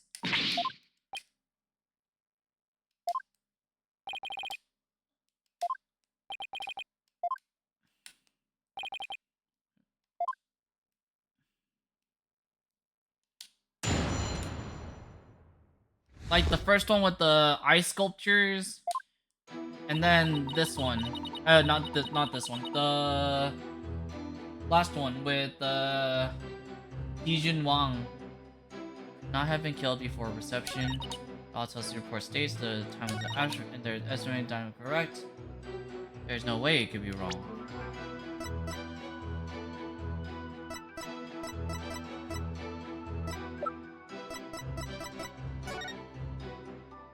Time of death was September 20th. But Objection! the reception was taken on the 21st, no? I guess not. Damn it.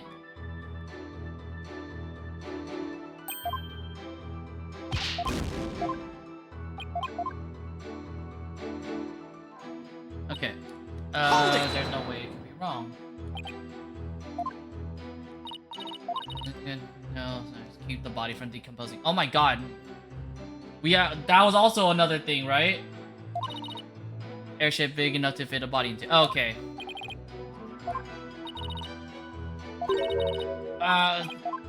Okay, so probably okay, I get it.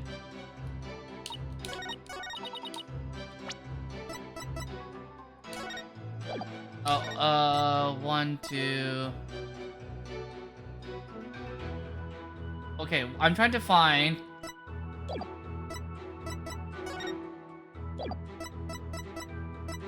evidence of the date of the reception being the 21st and not the 20th. But I guess Hold it! I'll have to press some more. And you're going to feel so. I'm going to show you feature audio on this. Okay. After reception. How there's no way the victim could have been killed before the reception.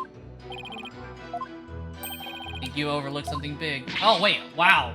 We had to press.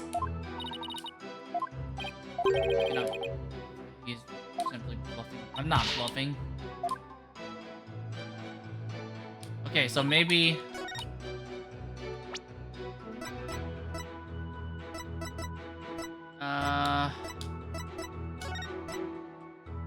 no.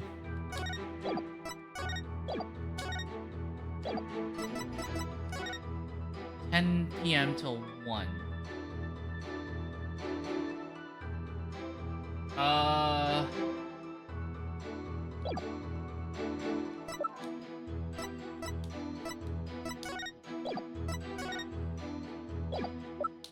PM till 1. Maybe this? Because it's showing that the time... Either that's the time, or... It was either the time of the murder, or it was... Objection! No, it's not this? Okay.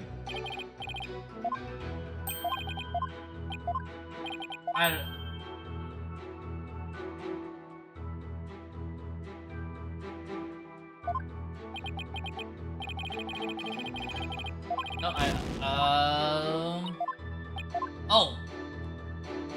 What about the fog machine? There's no way it could be wrong, but what we have a fog machine. Objection! That uses dry ice. It's still entirely plausible. Yep. Huh? What makes you think that? A killer could have falsified the time of death using a certain item in the reception hall. Please take a look at this. It's a fog machine used to create a special romantic atmosphere in the hall. And this machine could have been used to falsify the time of death because it uses dry ice to perform its magic. The super cool stuff commonly used to make theatrical fog, right? Ah, you're claiming dry ice was used to keep the body cold. In that case, I guess the victim could have been killed before the reception.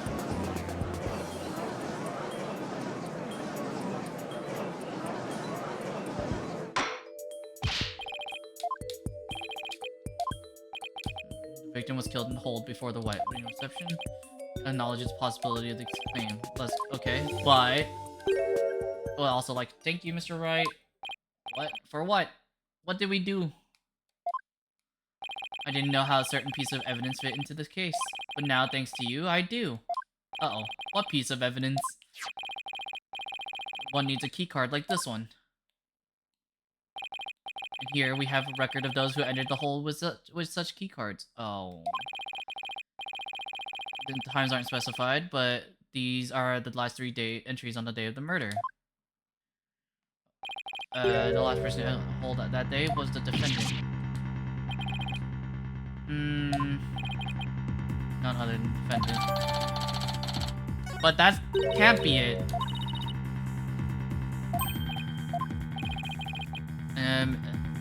Here's Nicodemus Hall. Objection! But no, okay. Was this here? They would be happy to testify about that fact.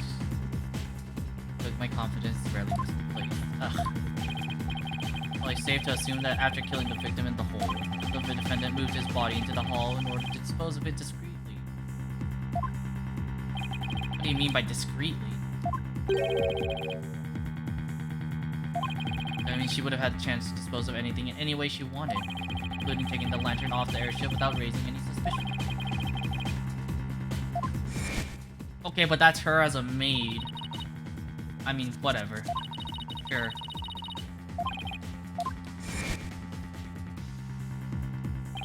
Yeah, I mean, yeah, that does kind of look suspicious because it's your own wedding.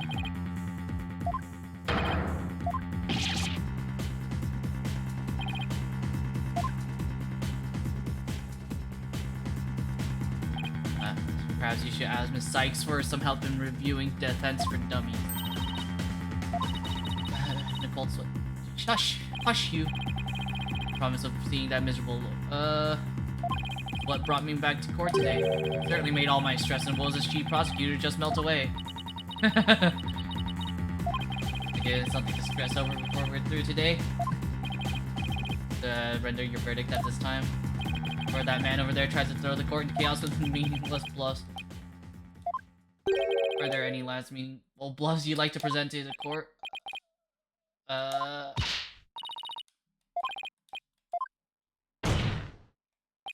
We got nothing. How do you know it was Miss White who used her keycard? After all, if it turns out somebody else used her card, it would mean Miss White didn't do it. I assure you, I'm certain somebody who might have used Ellen's keycard. Yeah. The one who was sneaking around the hold in spite of not being a family member? Oh, that's right, yeah. Defense would like to call certain witnesses to stand.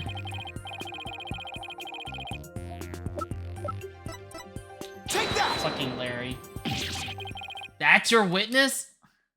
Are you saying that Numbskull was on the airship? He never breathed a word about that to me? Yeah, of course he wouldn't. Because Miss Nickety told him to keep quiet about it. But Mr. Butts himself admitted it to me. He claimed to have found a way to sneak into the Flying Chapel's hold to see Miss Wyatt. That's how this photo here he took and gave to me as proof. Then it was he who moved the lantern with the body inside to the reception hall. You know as well that with him anything is possible. But we should definitely look into. Fucking Larry. What in the world is he doing mixed up in this? Come on, Mr. Edgeworth. Remember what we've been saying since elementary school. When something smells, it's usually the butts. Exactly. That Larry, he'll pay for this. Yeah, he'll buy us dinner, right? For making us go through all this stress. Well, if you want to extract your payment now, he's right up there in the gallery. Yikes! Grab him. Seize the witness before he makes a run for it. Yeah. Happened to me because it's your fault. You brought this on yourself. You committed a crime. You stole personal property. You didn't even try to return it.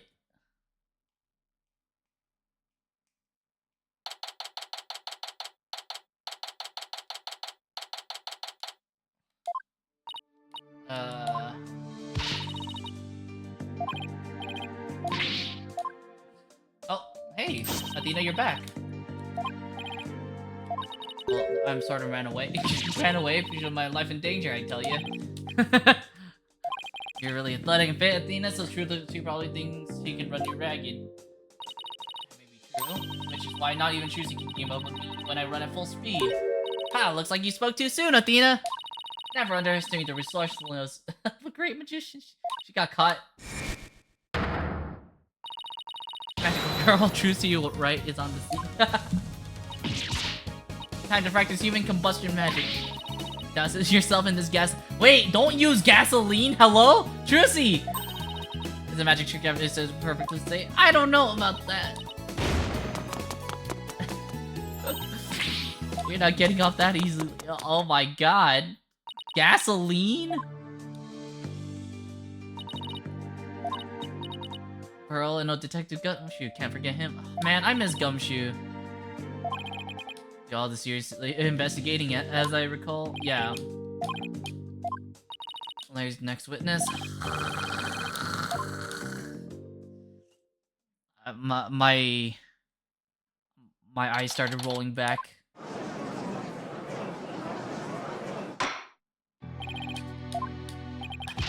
Nick Edgy. Hang me out to dry, aren't you? No, just Mr. Right. Nick, could you... I don't want to hear from you, man. How many times have we bailed you out? Just for you to get back into trouble. Clear yourself of any suspicion, all you have to do is testify. Yeah, your testimony, please. Nick is a jerk face? Oh my god. We've known each other, our friendship's over. That's your testimony? Can we just like hang him out to dry and be done with it? Let's say he killed him.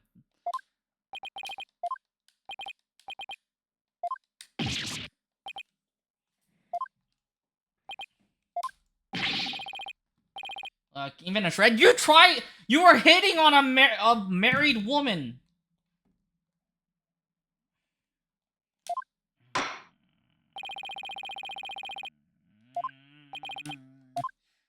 Is this something that we have to like press everything on? Cause I got nothing, man. Probably it's freaking stupid. Hold it!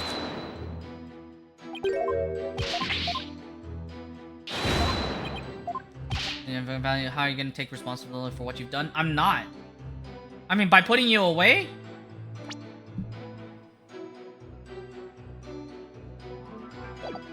Then yeah. Why should I do it for just doing my job? Yeah. Have any compassion for me? Nope. I have zero. None for you. No compassion for you. You jackass. There's a special place in my heart for hatred of Blurry Butts. Hold it! If it wasn't Miss I that entered the hold with that card, then you're the most likely suspect. And it's that you're literally the reason why I'm a lawyer in the first place. You do realize that, right? You stole Phoenix's lunch money, or someone. No, you stole Edgeworth's lunch money, and then Phoenix got in trouble for it, and you never owned up to it. Until, like, until 10 years later, or something. Like, 15, or 18? Was it 18 years later? Yeah, 18 years later. Hold it! I don't care about our friendship. Good! Let our friendship be over, man.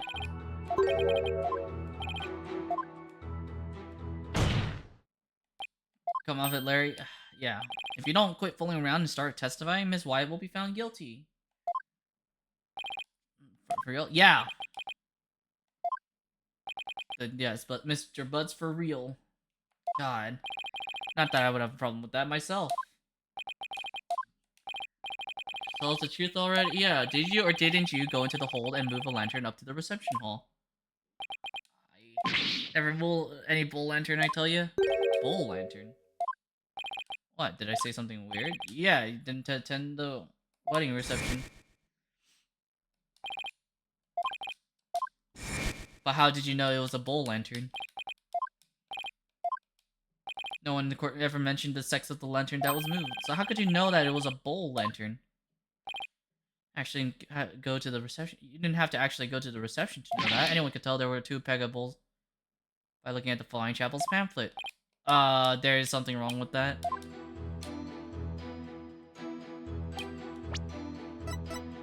Because the pamphlet shows a cow. Objection!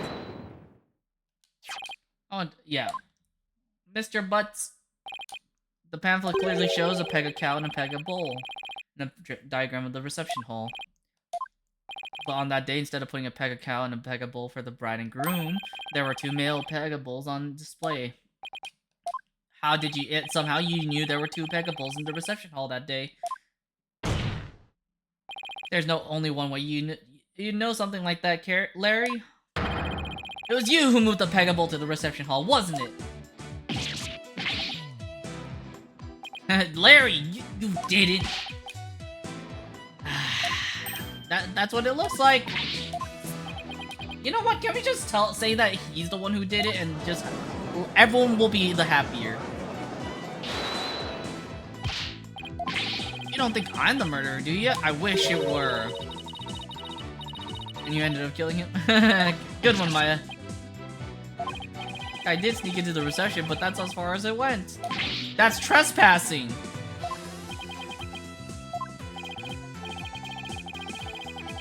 Oh, they caught and locked me up in one of the cabins. That was pretty awful, actually.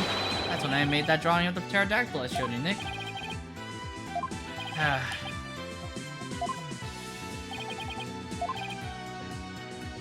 Oh. No, of course not. Unfortunately, we all know that he's not the killer. Might have had an imaginary reason to kill Soren Sprocket, sure, but not Mr. Gloomsbury. He did steal, yeah, and tried to, just because steal somebody's bride doesn't make me a murderer. Yeah, it makes you a weirdo and a jerk.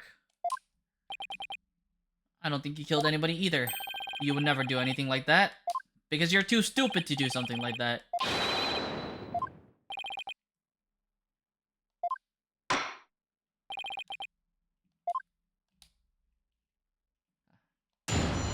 Okay, witness testimony again. Okay, you moved the lantern.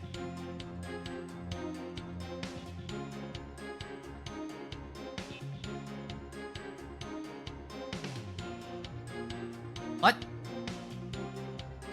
I was poking around the reception hall before the main event and saw a lantern was broken. There's a note on it says, exchange with the one in the hold, Ellen. So I tried to do Ellie a favor. Wait. That's hella important.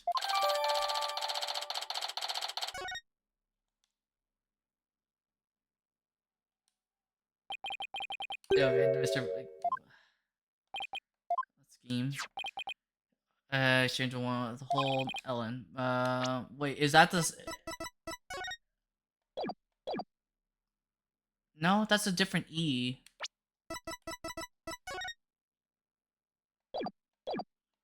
And thus he has become a suspect in Mr. Gloomsbury murder. Never thought there was a dead body in it. Yeah. I left that, it was simply a reminder because I can be very forgetful. Objection! The prosecutor contended that this note shows one facet of the defendant's murderous plan. And played right into Miss White's hand. Objection! My stance on the matter remains unchanged. If you think I'm wrong, then prove it in your cross-examination. Okay.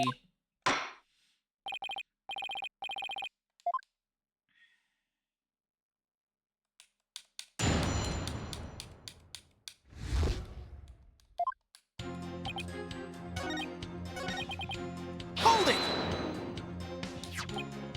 It was not addressed to you, I guess not, but how could I let my dear sweet Ellie do all— hold on, give me 1 second. Okay, there we go.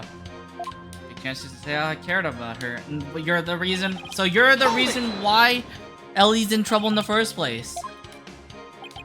Yeah, not that time anyway. Not that time. Tried to sneak into the reception hall the first time. I didn't have much luck the first time. Really exciting, don't you think? Larry, I think you need to be put down. It's important. Kind of locked up in a cabin. It's important.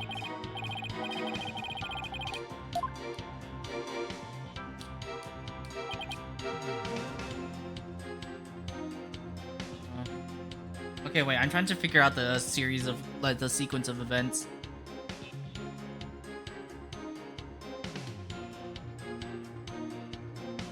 He tried to crash the reception.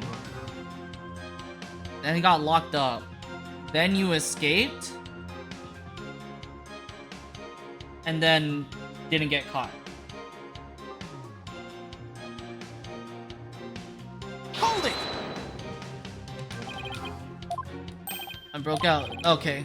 Well, if I had just pressed in the first place, then he would have said it anyways. So I didn't even need to think of the sequence.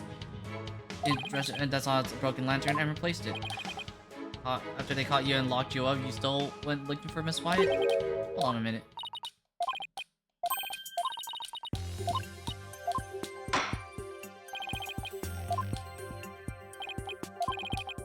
After he broke up, but that contradicts with this.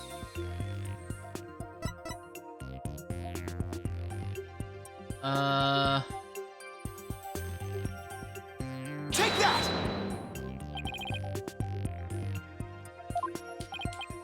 Broken lantern.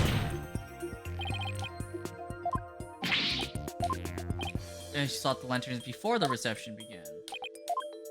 But you also said that you sought the lanterns after you got locked up in the cabin for trying to sneak into reception. Yeah. That's what I was trying to... You sought the lanterns before and after the reception? Did you sought the lanterns before or after the reception?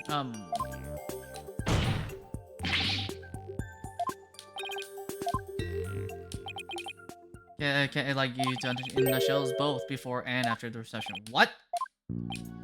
I tried to sneak up into first reception and got locked up. First reception? Due to power time got rewound and we went back to the time before the reception. It was after when I replaced the lantern. So it was both before time travel again. So of course the reception would take place one more time after that, right? That's why I said... Oh, what I said makes perfect sense. When the world is a witness talking about? Oh, has he intellectual ailment I'm not aware of since I last saw him? Unfortunately not. But Ellie remembers it too. I think the power of our love for each other made that. Shut the fuck up, Larry! It's one-sided. She doesn't love you back! Holy shit! I hate him so much. I hate him so much.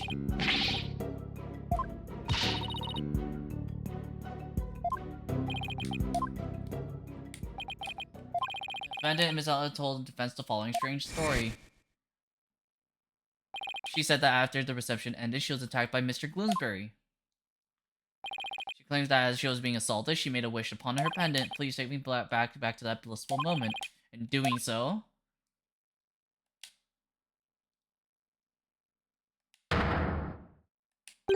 time apparently rewound itself to just before the reception began. What? I know it's hard to believe, but think about it this way. Through the power of the pendant, both Ellen White and Larry Butts experienced time travel. This is the dumbest assertion I have ever heard.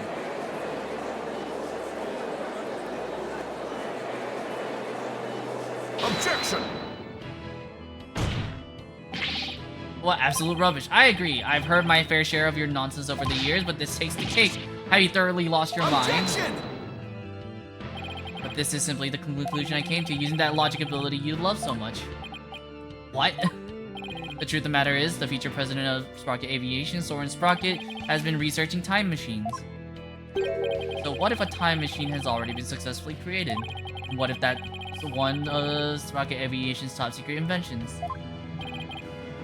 Well, I don't like this. I even saw something while we were time traveling. I saw a pterodactyl flying through the sky. Maybe the airship was set to travel through the time for their honeymoon, huh? Objection! Can't have any evidence to back up your ridiculous time travel story? Won't lie. Can we finally nip the time travel thing in the bud? To prove that you're no more intelligent than Larry. Hold it. Not so fast now, Edgy. I'm not the same old Larry you used to know. Oh. You want evidence? I got your evidence right here. It's a photo I secretly took of the first reception. What? Then that means time travel is not real. Find a difference, then we'll be able to prove that the reception was held twice. Let me look at the photo.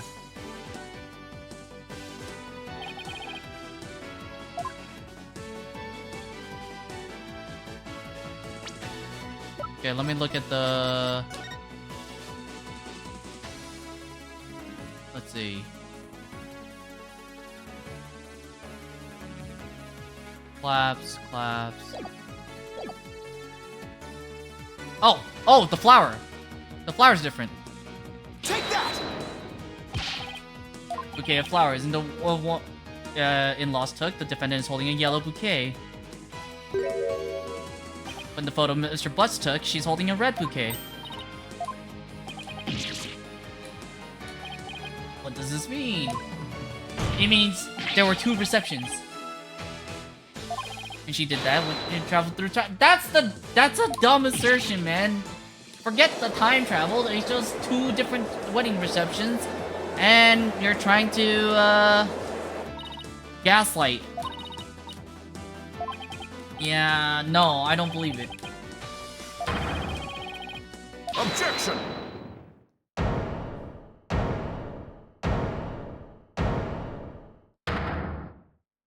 I can't get over Miles's objection. Guys, pseudoscience is the best. There's simply no such thing as time travel. You know, Edgeworth, I am with you here. Suspend your But it's also really funny because we have sci-fi, but then we also have spirit mediums with we have a wedding. We have a spirit medium right with us who can channel spirits. You should stray away from movie dates altogether. That's neither here nor there. This is real life we're talking about. Objection! I'm here. I'm actually with you, Edgeworth. We'll need to demolish it before your very eyes. Let's start with this, shall we? There's one thing your time travel theory fails to explain. And that is the memories of the other guests being there. Oh, your guests there. Ben and Larry remember the reception occurring twice, but no member of the Sprocket family has mentioned such a thing. Objection!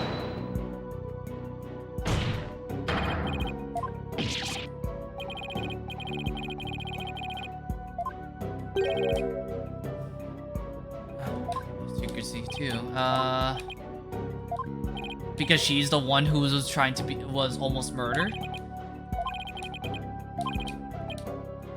Sorry, Edgeworth's like, why didn't they swear her into secrecy? Because she's being on trial for murder, man. She's being on trial for murder, and she's gonna take every avenue to try to get to the truth.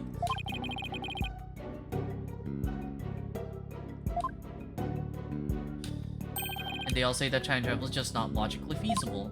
I agree. In that case, maybe why don't we put common sense to the test? Held twice, the photos are proof of that, but it wasn't because of time travel, it's simply because the reception had actually been held twice. Isn't that the most reasonable way to interpret the situation? Thank you! Orchestrated, and that somebody is everybody at the reception. What if all the guests at the reception conspire together to hold a reception twice and keep quiet about it? What? Purpose. Would they conspire to do such a thing? Reloading deduction defense? Wait, who? Sword? You're not a lawyer for nothing. I must say I underestimated you. What? You have managed to name each event precisely as they happened. You have revealed it until all to the light of day. It was us. We orchestrated the whole thing. Yes, the reception was held twice, but not because of time travel. No, we simply held it a second time. Why would you do such a thing?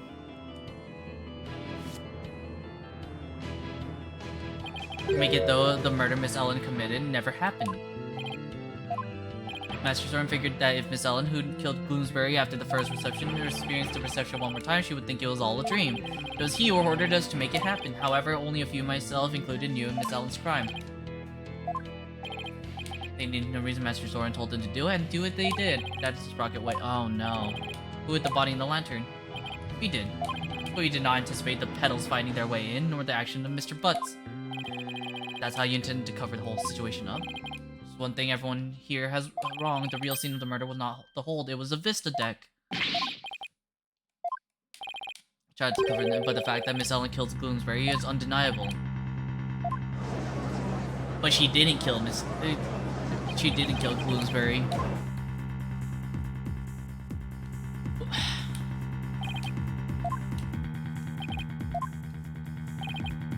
And attempt to do this trial over again. Go on. I'll get hasty Edgeworth. I bet you can do it. I mean, I bet I can't either. I mean, technically we can. It's called save scumming. Part of this case, go ahead. I believe we are ready for you. Objection! Just before the defendant lost consciousness during her attack, she said she saw someone strike the victim. It's possible that this third party is a true culprit. Objection!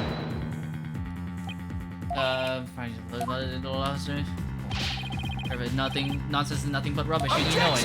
And it's not nonsense nor rubbish. How can we trust those who conspired and lied to fool this court of law? For all we know, they might still be hiding something. That's so true, Phoenix.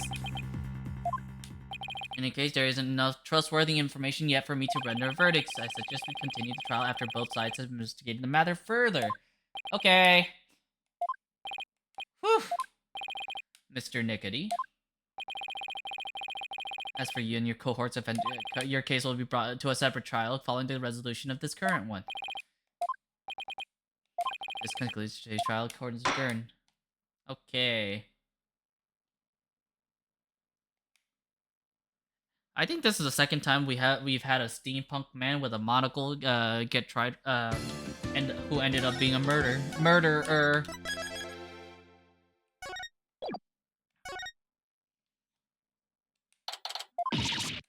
So the whole time traveling thing was just a ruse put on by the guests at the reception? Yeah. Wow, 2 wedding, can you imagine? I wonder how much that must cost them. Probably a lot, and to them, not a lot at all. Because they're rich. It's a pretty good way to cover things up, if you ask me. Yep.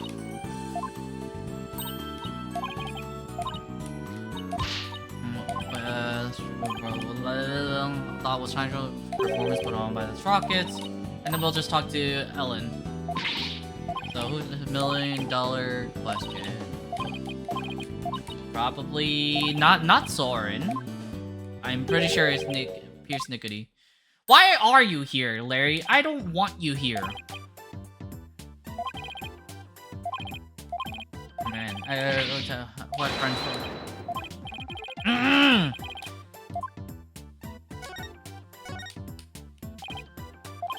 Or there, Larry. Do you think you can help me get it all straight in my head? First reception was held at 7 PM on the day of the incident. That's the one you tried to crash, right? Then they locked me up in the cabin. It was awful, I tell you. I don't care about you. It occurred after this first reception at around 10 PM. Packed in the reception hall by Gloomsbury. He forced her out onto the Vista deck and was just about to kill her. But Ellie fought back and ended up killing old Gloomsbury instead. No! Found it quickly to get through together a second reception. That's what Edgy's claiming anyway. Okay, that's what Edgeworth is claiming. I know Ellie didn't do it. Key point is a mysterious person Ellen says she saw strike Bloomsbury was just before she passed out. Did you see anyone suspicious skulking around that day? Not at all, because I was locked in the cabin at the time. So you managed to escape and sneak back into the reception hall. That's when you switched the lantern in the event hall with the lantern into hold, right? Did you see anybody then? Nope, the place was completely deserted. Guess because that Piers Butler I had everybody gathered together somewhere. Okay, going over the cover plan with them. Murder had already happened by the time Larry got out. They must have gotten over it. They gotten everything ready fast and had a second reception soon after that. Rich people, am I right? Oh, look, that's when she found the body in the lantern I brought up. Okay. It's not enough for Ellie out of the goodness of my heart, and this happened. Okay. The cabin.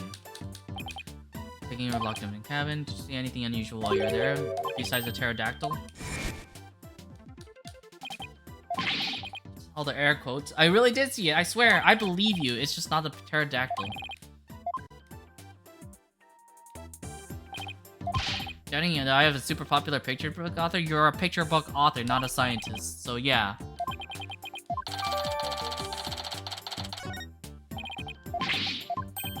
You're looking at good book signings too. What book? Lawrence Donham's book signings. They're the ones coming around to beg me. Ugh. Larry.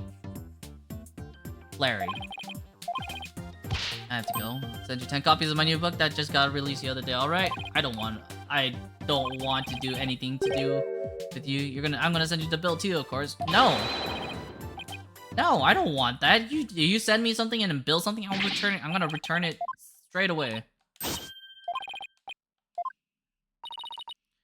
Let's go see Ellen. Okay.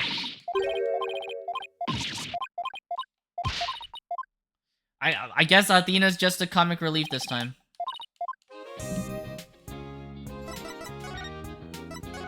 Let's go talk to Ellen.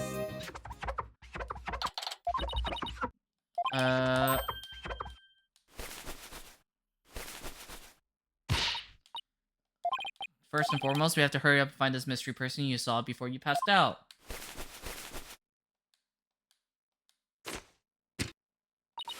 That person could be the real killer. I mean, it has to be, or else you're gonna be just caught as the killer. Where's Soren is right? He's been all mad, but he should be home by evening. Nice boxers. Don't tell me. Don't tell you what. So my sweet Soren, mastermind second reception after the time skip, so I thought he might be able to tell us something. Can't possibly, my Soren would never kill anyone. Okay. Jesus, I'm not accusing anybody. So please put the pan and ladle down. Yeah. Let me know more about this case. Now that we've... Also, that's a different set of flowers. Clean. Okay. What about Pierce?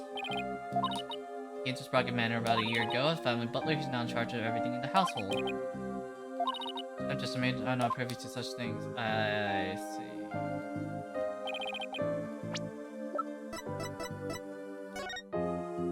When did she die again?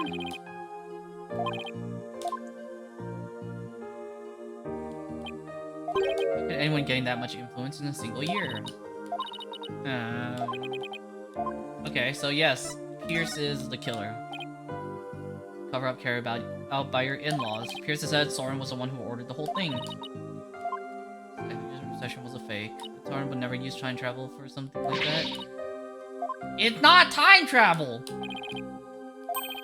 Something he wishes he could change, but isn't the whole idea of traveling back in time a little fantastic? I don't think so, she says. Oh my god, there's a mosquito in my house, in the room. I got bitten twice. I think thrice.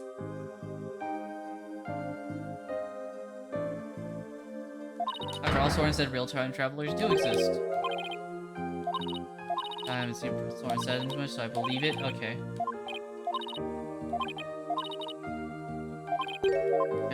That. I think Soren wants to time travel so that he can save his sister. Whatever you do, please don't accept my Soren. Poor Soren any further. Okay. I wonder if I can get. I'd rather be found guilty myself. No, stop it. This is ridiculous.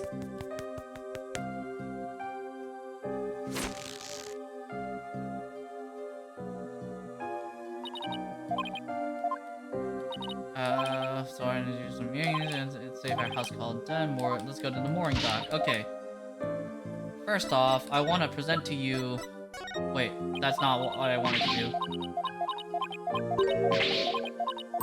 Wait, do I not have the second picture of the reception? I only got one. Not Larry's second. I guess that's it. Oh, please.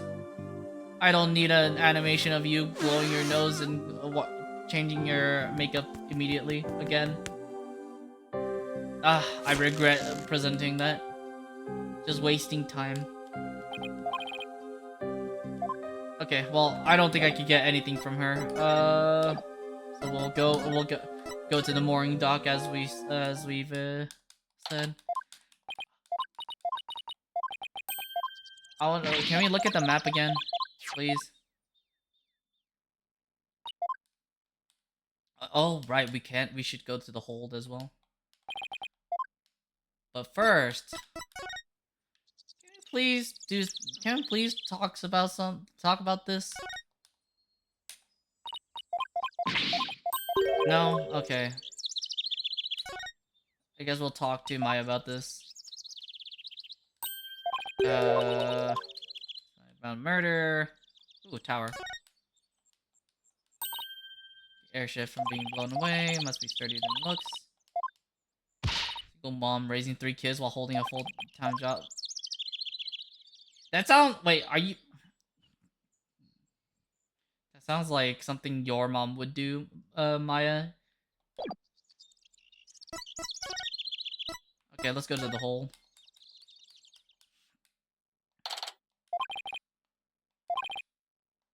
We'll find tooth comb. Aren't we supposed to need a key card? I wonder why it's unlocked. Who is it? Emma? Nice. Hello. Investigating for my own sake. Gotta keep the mind sharp. Okay, let's turn it off for the police investigation. Examine okay. It doubles as a huge lift. Use that lever back there to raise it up the Vista deck. Okay. Find anything of particular interest. If you do go up to the Vista deck with the lift, be careful not to fall off. Okay.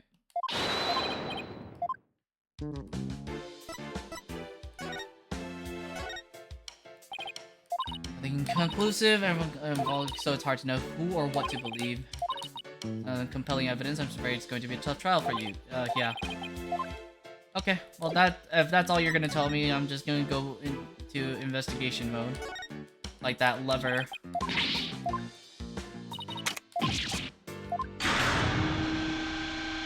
There's blood!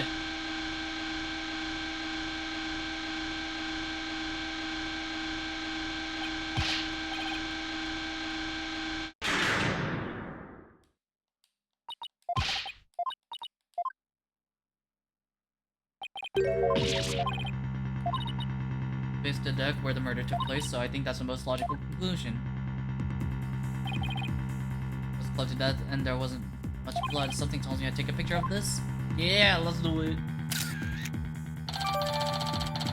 Okay. Lift back down.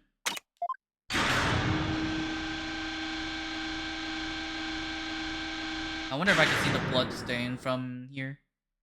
No, not really. Okay, I'm still not done investigating though.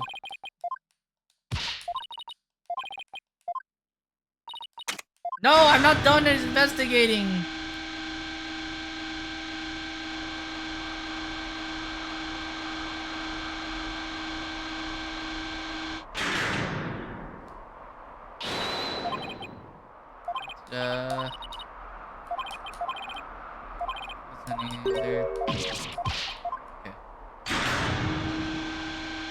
Are we going back there? What was the whole point? What was the whole point?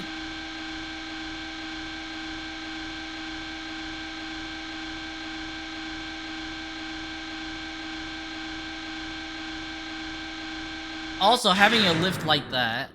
Oh, I mean, I guess there is some kind of clearance, but having a lift like that right where this is, you're gonna kill someone. I mean, someone's already dead, but you're gonna kill someone. That's the engine. Okay. That's a control for the engine. That's a safety hazard and a half.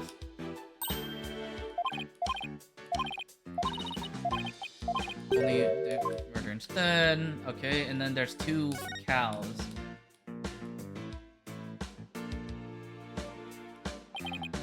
And the rest of that means these 2 are female Pega cow lanterns. Didn't you see the horns? The difference is pretty glaring if you ask me. Managed not to notice, that's what married Larry. Ugh.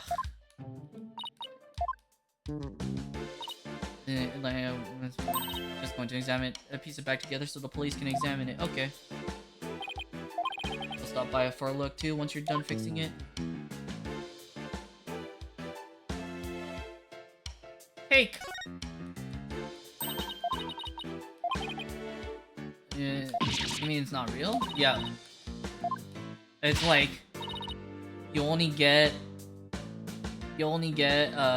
it's all like covered up. It's all like styrofoam or cardboard cake, and then they have a slice for it. They have a special slice for it for the couple to slice into and then actually eat the cake out of together. So yeah, that's that. Okay, what about the bell? Hello, bell. Pamphlet is used on the Vista deck during the wedding. Ceremony's blasting, semiphone stored away when it's not being used. Okay, that's not important. I'm just gonna click everything though. So steampunk.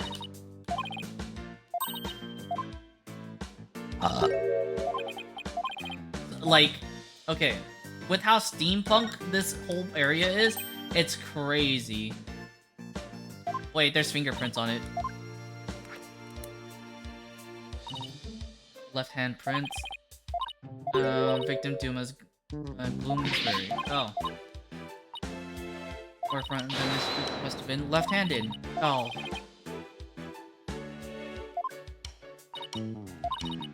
Sure, the victim really was left-handed. Good. Yeah. I think you did a great job, Maya. Good job. Oh wait, no, left-handedness might be important actually, eventually. It's been brought here and sometime after that then. Something added to the evidence file. Okay, yeah, it would have been important. Ooh, fingerprint powder. 4 other sets. Thank you. I wonder if we can use it on the murder weapon. Okay, have we looked at everything? Okay, I think we've looked at everything. We are going to the candelabra. I dropped the candelabra and those candles slipped off. Oh. Wait a minute. One is broken. One of the pins that hold the candles is broken. I mean, considering that it's broken. So let's test it with luminol this time. Yay, luminol.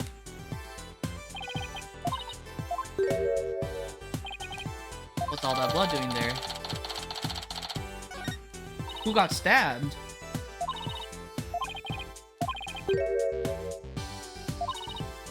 Nobody. If I have anything that might shed some light on that, I probably have to show it to Emma.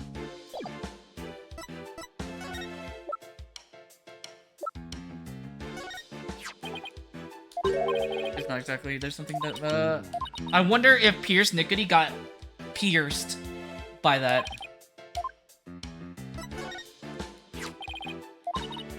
There's something about it as well. Let me. Why do we have a blood stain here? From the same source. Can we compare the 2 bloodstains? Be done in jiffy. Okay. Probably the same source.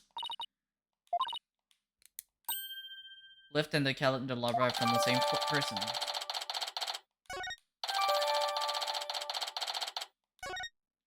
Okay.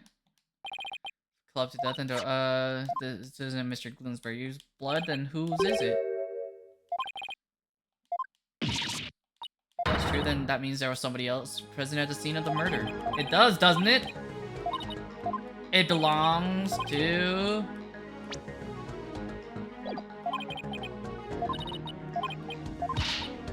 It belongs to... Come on. He's probably home by now. Okay. Well, I wanna go back into... Okay, so... Oh wait, I didn't mean to do that. Move. Oh, we can't go to the hall. It's actually disabled for us. Okay, so we'll go to the foyer.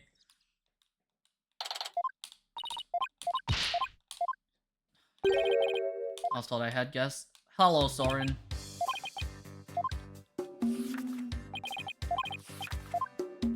What's your sister's name again? Hold on, what's your sister's name again? Selena. Okay.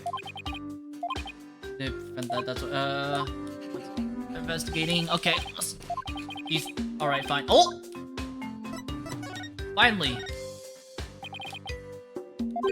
What large-scale cover-up?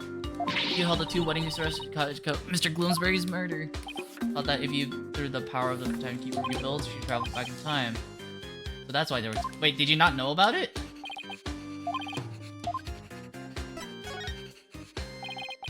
That fake, you're not the one who was behind it. Appears Nickety saying that you were the one who ordered it to be carried out. I leave in charge of everything around me, so whatever he decides is in essence my decision too. You didn't know about the cover-up. Ah, but you were in 2 wedding receptions in a row. And still, you claim to know nothing. Okay. He's gonna throw a paper airplane at me. Impressive that he made a paper airplane like that without using 2 hands. Catch it! Why are you not catching it, Phoenix? That was like the slowest paper airplane ever.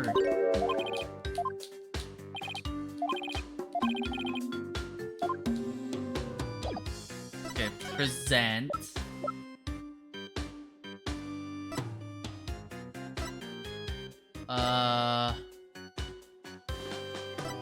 We got anything? Candelabra?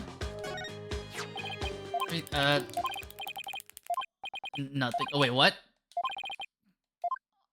That was just off a gas. Oh, did he? He fainted. He's bleeding.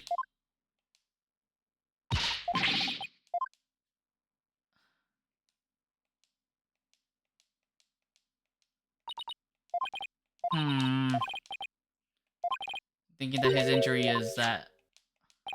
Soren's notebook dropped. Oh, can we look at it? Take a peek. We need to take a peek. Write down his invention ideas. After March 8th of last year, the content of this notebook changes drastically. Okay. And, writing down every detail of his life, as in every... Something happened on March 8th that makes Orange change. That's his sister's death.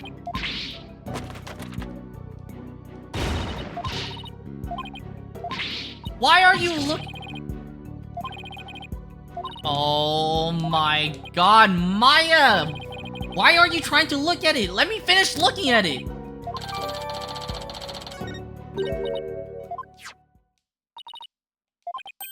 Soren's sister died on March 8th.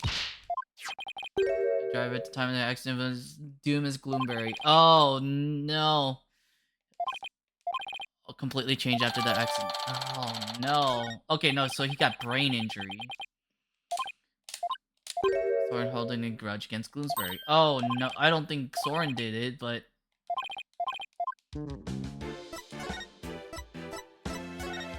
if we come back to the mooring dock, maybe we'll find Pierce. There you are.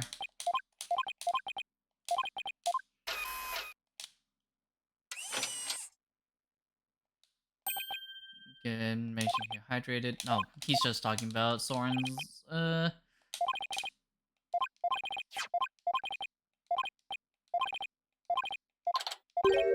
did not look inside. Numerous patent-worthy ideas. Look, my nephew.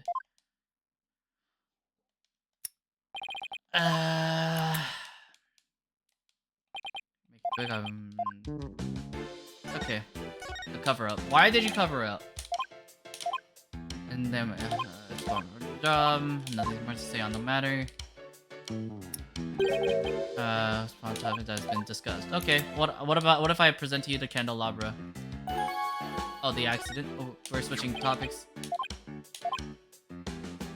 You did crucial detail that Dumas Blueberry was driving the car at the time.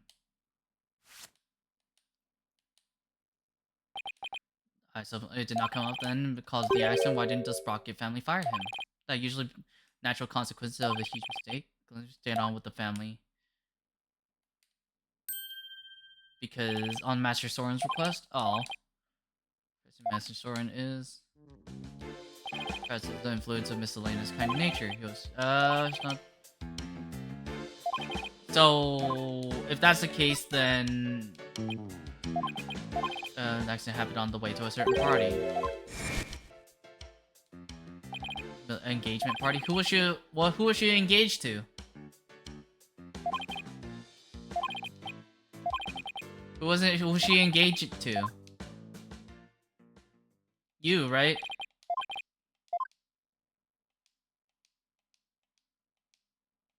Please help Soren. The master tried to help him any way I can. Who was she engaged to?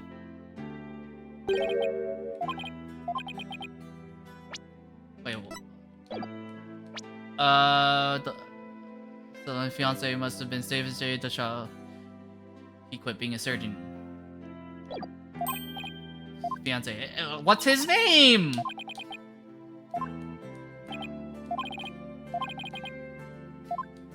That's so convenient that he's omitting the name. Pierce Nickety. It sounds like something like a surgeon name.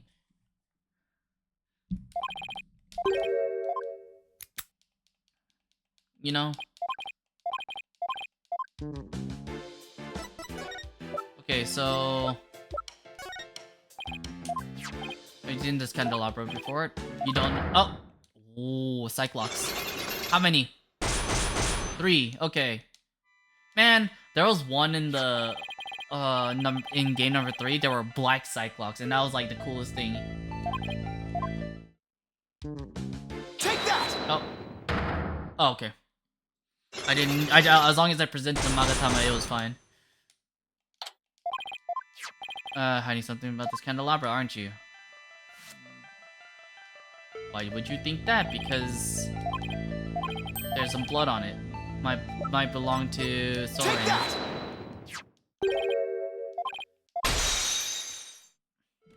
Yes, Master Soren is indeed injured. Are there any other people involved with this case injured?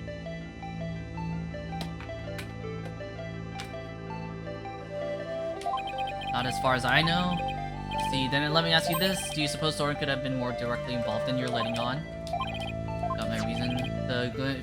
Mr. Gloomsbury's fingerprints were found in his capital system, which leads me to believe that Mr. Gloomsbury stabbed Soren with it. But I do think he had a motive. Take that! Even though it was an accident, Mr. Gloomsbury was a man responsible for taking Soren's sister away.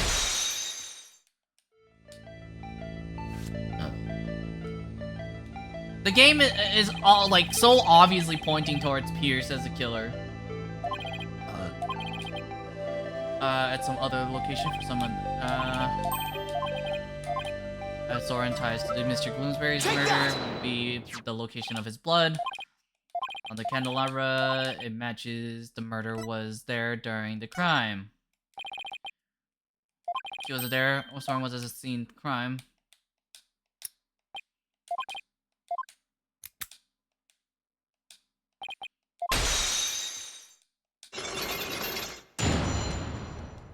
Easy. Remember when failing Cyclops actually hurt our health?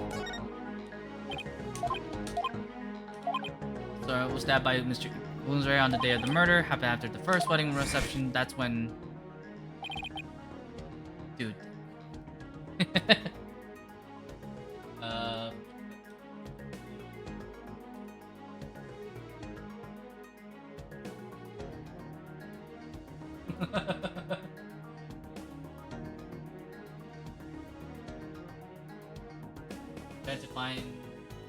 Trying to find the thing.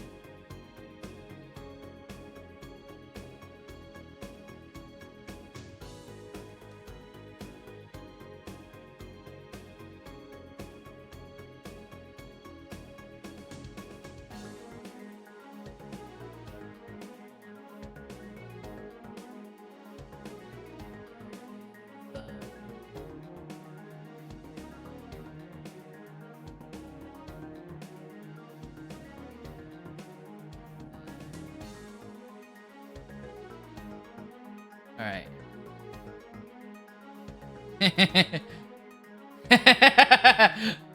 It's even got the same hand pose.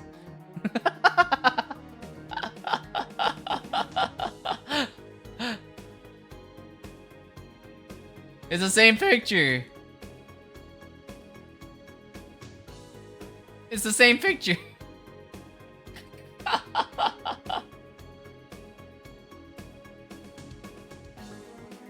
Okay, and that's enough of that. Hold on, let me try to line this properly. There we go, we're done. I tried to take her away. Master Soren went to stop him. He found himself in a struggle with Bloomsbury. Soren was the candelabra, he said. So, is there still a metal piece stuck in him? Imagine being that rich and not pulling it out. Master Soren and Bloomsbury married were not directly related. What do you mean directly related? That is directly related.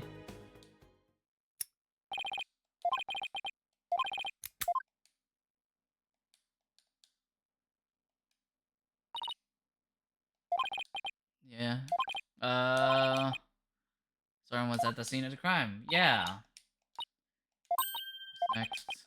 Well, let's go to the hall. Let's go to the reception hall, finally. Oh, there's a maid here.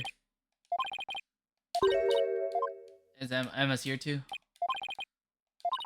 Plays are done, so let's go. Okay, I restored it to perfection. Try not to mess with the crime scene. No promises.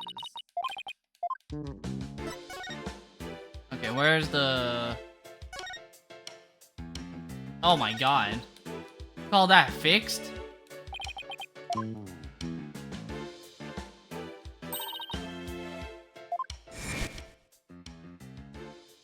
I mean, it looks better, but I wouldn't call that fixed. Wheel handle on the back has some blood on it. I mean, we've already established that. Blood got there when the killer was putting all doom. Can we?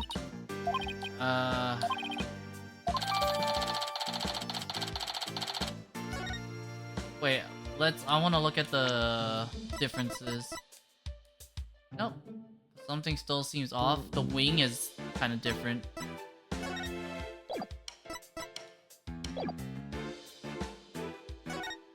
I guess maybe if we look at both wings, both of these. Wait a minute, the wing and the handles are wrong.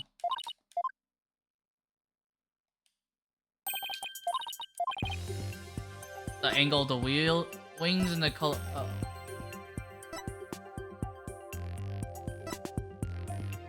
Color of the handle. Let's do that one first, I guess. And I got inside and outside wheel handles switched around. So, blood here on this handle is grabbed with a bloody hand. The blood got on the handle from inside. Okay, and then the wing. Can we look at the wing again? Oh, I guess the angle of the wing doesn't matter. Maybe it was a Easter egg. Maybe I should have done that first. What's this? Oh, it's a key.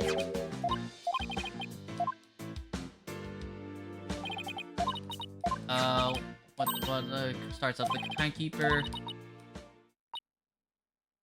The first startup of love ceremony with the symbol of their love when they put together. Oh, okay.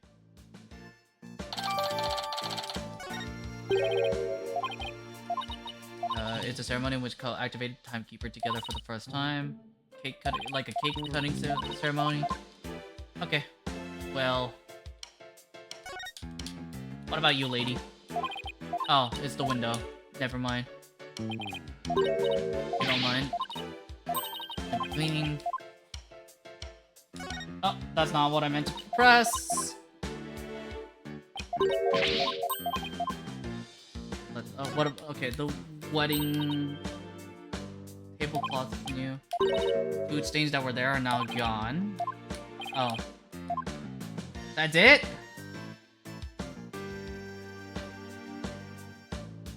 Looked at all this, all this. You. Different maid.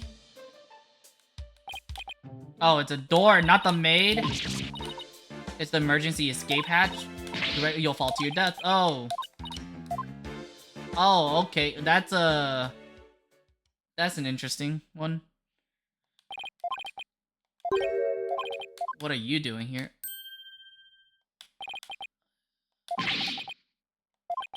Have you seen my notebook? I mean...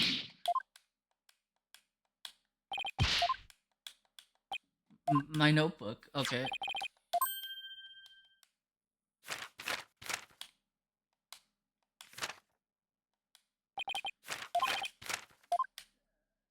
Are you okay?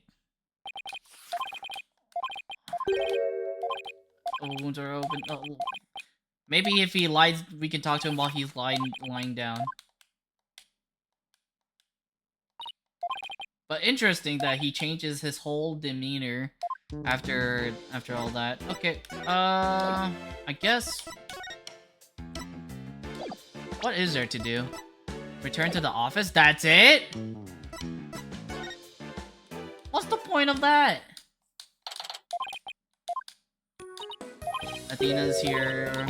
She's taking a short break. Okay. Do I find anything? Might have been stolen his pocket. Thing is, murder had already occurred. Cover up. Yeah, it's just do the heck out of it. Just do it. But is that really what's best for Ellen? If Soren is found guilty tomorrow, then Ellen... I mean, yeah. Pursue the truth. I mean, if it happens, it happens. But don't you have... Yeah, Truthy's gonna pop up. What are you doing here? I've been looking all over. Let's get back to press. Laura keeps their problems. Athena. Goodbye, comic relief. I'm going to use a real blade on you.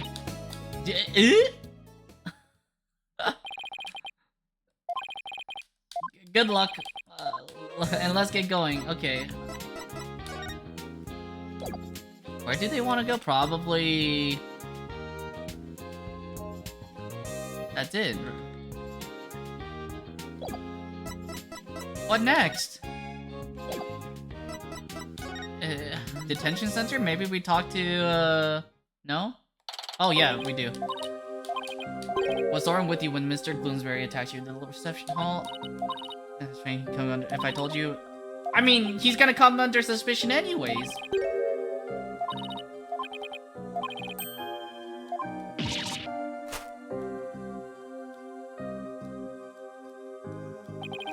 In court tomorrow, I'll propose the possibility that Soren is the true culprit.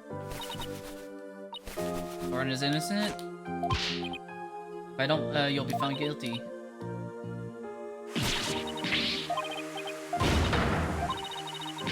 If I found guilty. I'd rather you be guilty. You know, Soren is a rich kid. He'll bail himself out with a lot of money. Don't worry, but you're not the same. They're going to annul your marriage. They're not gonna officiate your marriage.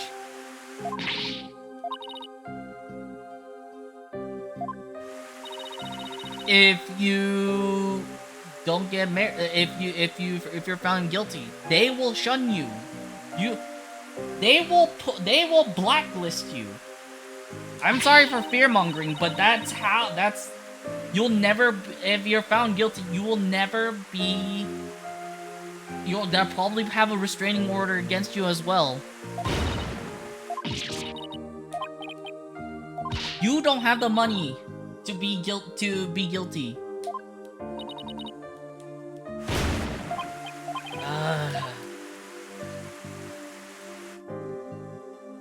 You cannot afford to be guilty. You're too broke.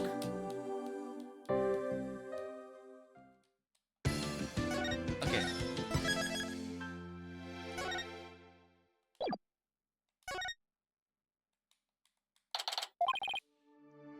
was there as a crime scene. That's all that. Nevertheless, Ellen. He might not be innocent. He might not be guilty, but I just need to prove you innocent first. Okay, but can... She was like, oh... I believe... I mean, how dare you doubt him? But he's doubting you. At the very least, let's push the trials back. First, prove you innocent, and then prove him innocent after. That's all I ask.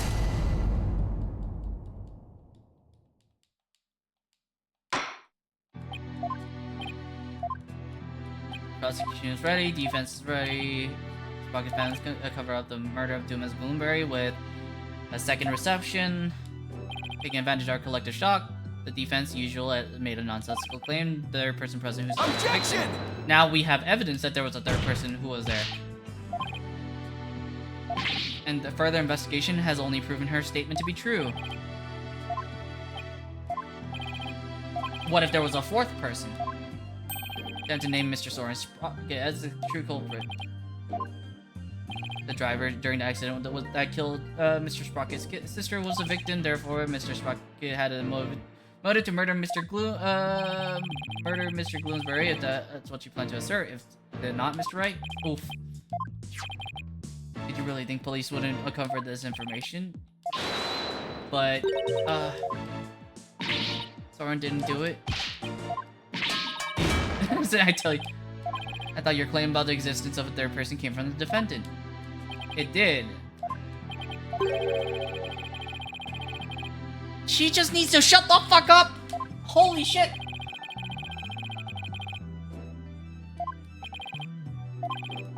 Asked Mr. Sprocket himself what happened. And called Soren Sprocket to the stand. Okay. If you act all high and mighty like this, I think I'm just gonna throw a fit.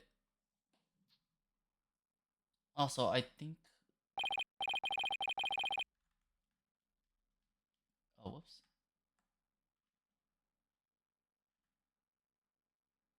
Wait, is there something wrong with the... There's something wrong with my...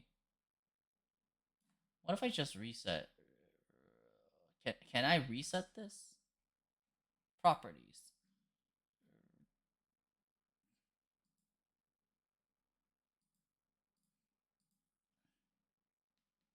I'm just resetting the thing for the game. There we go. Why is it... Hello? There's something wrong. If I go here, I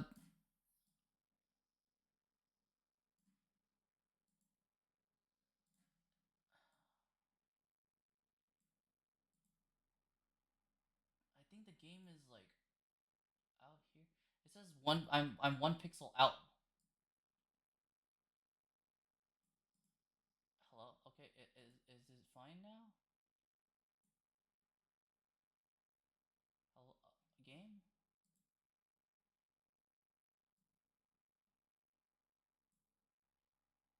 It seems to be aligned now. I don't know what happened. I hate people's mannerisms in court, man. I'd be glad if people were not like this in court. Managing director of Sprocket Aviation. Like,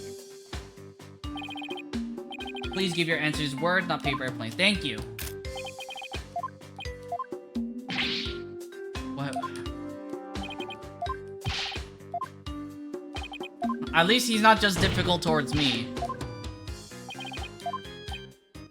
Edgeworth is also having an annoying time. After the first wedding, when Ellen and I were in the reception hall, right? Ugh. Annoying. Now my doom is collapse on the floor.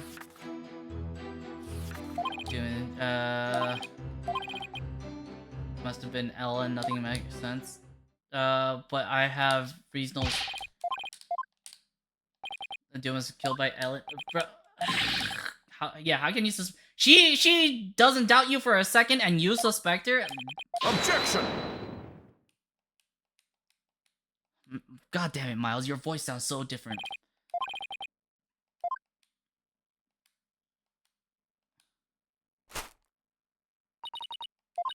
I thought at least you would believe it. Yeah. Magic try to tell. Hold it! I haven't cross-examined the witness, yeah. I find it distasteful to make a lady cry.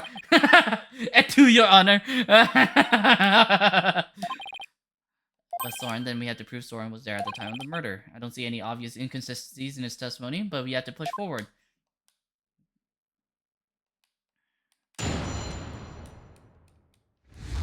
Okay, reception hall and I collapsed to the floor, but Objection! that's not. But that goes to the Vista deck, no? Hello? That doesn't change anything? Seriously? Okay, so where am I wrong?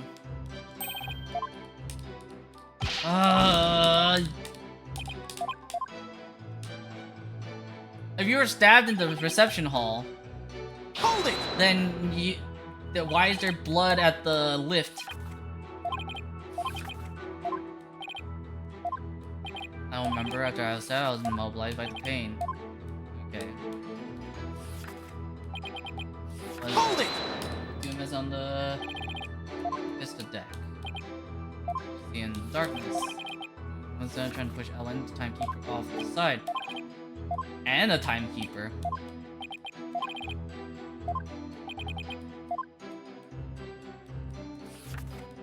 I knew Ellen was in danger, so I headed for the deck. But you said you were immobilized. Okay, I gave you strength. Passed out several times. I made my way to the Vista deck.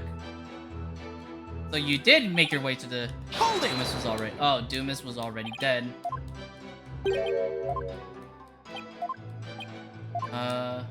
Did we win? We're almost there. Shouldn't you have been able to get there? Objection!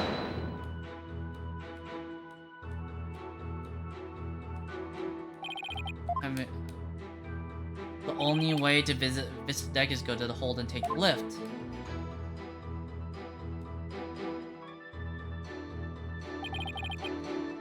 It would take at least 10 minutes. Now Soren had to have gotten there before the murder, or my claim won't stand.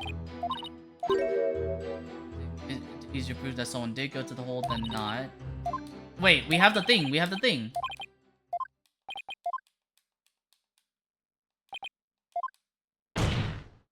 I know for a fact that Mr. Sprocket didn't go to the hold.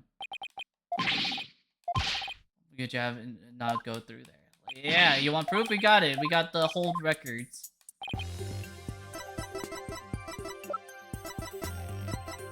There it is. Take that! We're close. We're close, Isaiah. I can taste it. There's absolutely no mention of Soren Sprocket entering the hold. The defense asserts that Mr. Sprocket used a different route to get to the Vista deck. They're all you want, Mr. Right, but can you prove another route exists? Not yet. Or can I? Or can I? Does the escape hatch...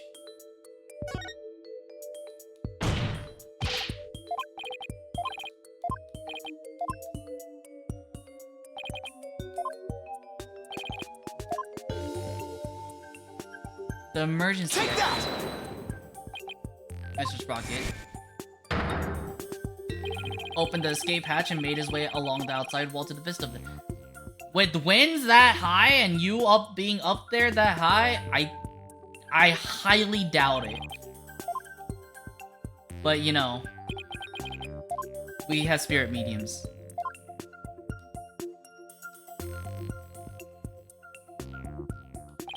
a much faster route to the Objection!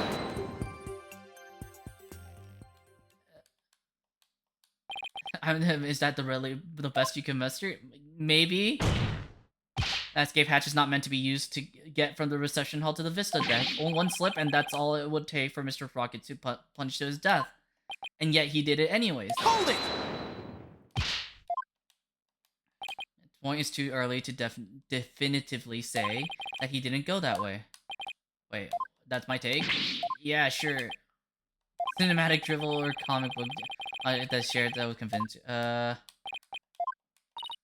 Do we? Oh, we're bluffing again. What, made along the outside. The power of love. He was able to go along the outside wall despite the dangers based on power of love. Rocket was able to make it to the Vista deck despite the danger because of the power of love. That's, pretty far-fetched, but you know... I believe hysterical strength is still a myth? Not completely proven? Objection! But we'll see. Highly viable in a court of law. Wouldn't you agree, Your Honor? I'm afraid not, Mr. Edgeworth. You should never underestimate the power of love. See, yeah, which I won't. You'll understand one day. I won't. Exactly what is so wrong with wishing to remain unwed? Never mind all this unscientific nonsense. Yeah, you know what? To be fair, who would pair up with you? Nothing to say that there's anything wrong with your personality. I just don't see anyone being with you.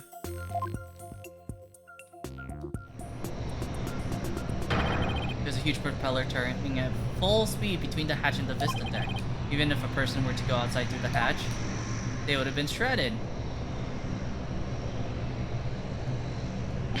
They'd be blown away in an instant. That, I guess that's true. The worst of all time. Right. I feel like I just saw Mia looking out at me through Maya's eyes. Could have gone against the wind, the strong wind. Okay, so the strong wind is what kept him on stuck onto the thing. Okay, I'm sure we can find a way he could have made it. Trying to install Mr. Right and show us how it could have been remotely possible, if at all. There must have been a way, some way that Soren could have moved through the wall despite the propeller. The airship wasn't flying.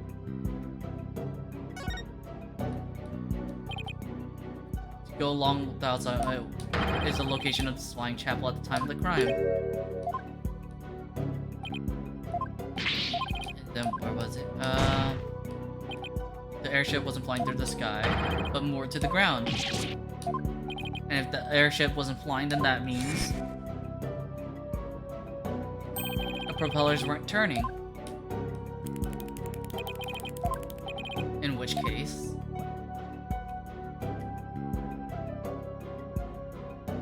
Mr. Sprocket could have gotten to the Vista deck along the outside wall. Exactly. Isn't that right, Mr. Sprocket?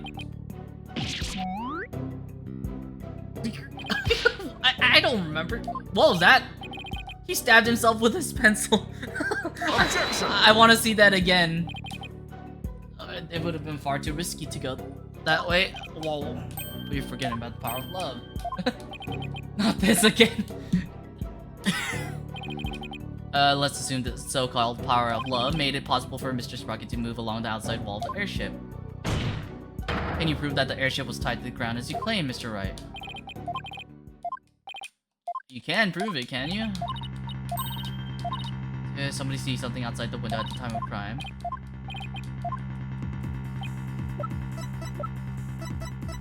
Where is it? Oh wait, I passed it. Take that! What kind of lousy drawing is that? It's drawing made by Larry Butts. Proved attempt at artistry. Larry made this drawing before he switched to lanterns, so it must have been right around when the murder was being committed. Now, if I could direct the court's attention here... Is that a pterodactyl? The airship actually went back to the Cretaceous period? No! That's not what happened! Drawing shows an important piece of information. It shows the airship was actually moored to the ground. Looking at the drawing. Fucking Larry. And that's right, Mr. Butts and we both know what he's like. He must have seen something else and mistaken it for a pterodactyl. I can't argue with it there, yep! Hey, well, what kind of moron do you guys take me for? A big moron. A pterodactyl flew right by my window, I tell you. I got sharp eyes, I'm an artist. Don't you believe me? No. Not at all. You believe me, right, Your Honor? Nope. Bailiff, if you would. Why does everyone believe me? Because you're an idiot and an asshole. But it bears some relation to what was outside the airship at the time of the murder. The map.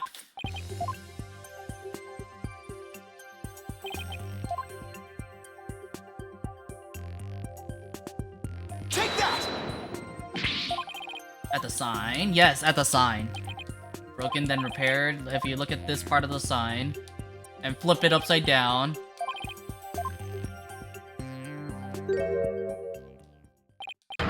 It's a pterodactyl in the drawing. Wow. But this chunky was being blown through by the air by the wind.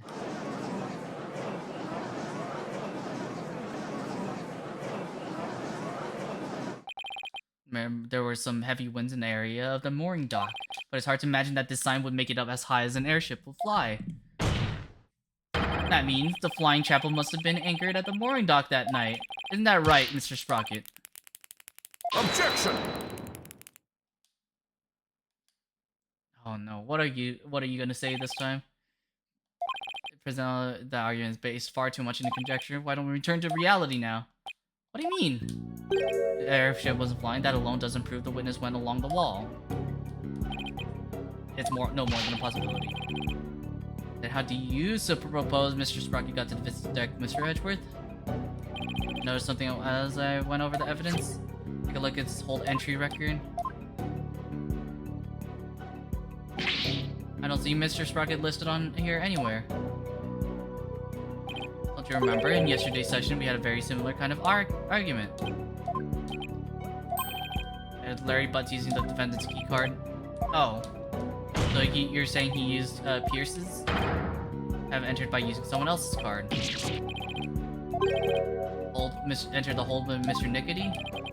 I did. You did? Why didn't you tell us that in the first place? In this mess, I didn't want to mention him unnecessarily and risk having him wrongly accused. But what if he was correctly accused? Another witness testimony. I went to visit the deck with Pierce. I was badly injured from I was frantic. It was all over. Okay, but the fact that concealed information from us time and time again. Who do you think you are, treating this court of law with such irreverence? Aha! That being said, I do appreciate the testimony you gave just now. Thanks to you, we now know why your name doesn't appear on the entry record.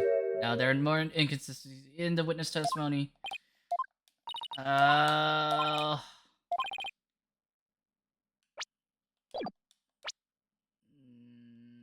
What did they say? No more there could be inconsistencies. We just need to find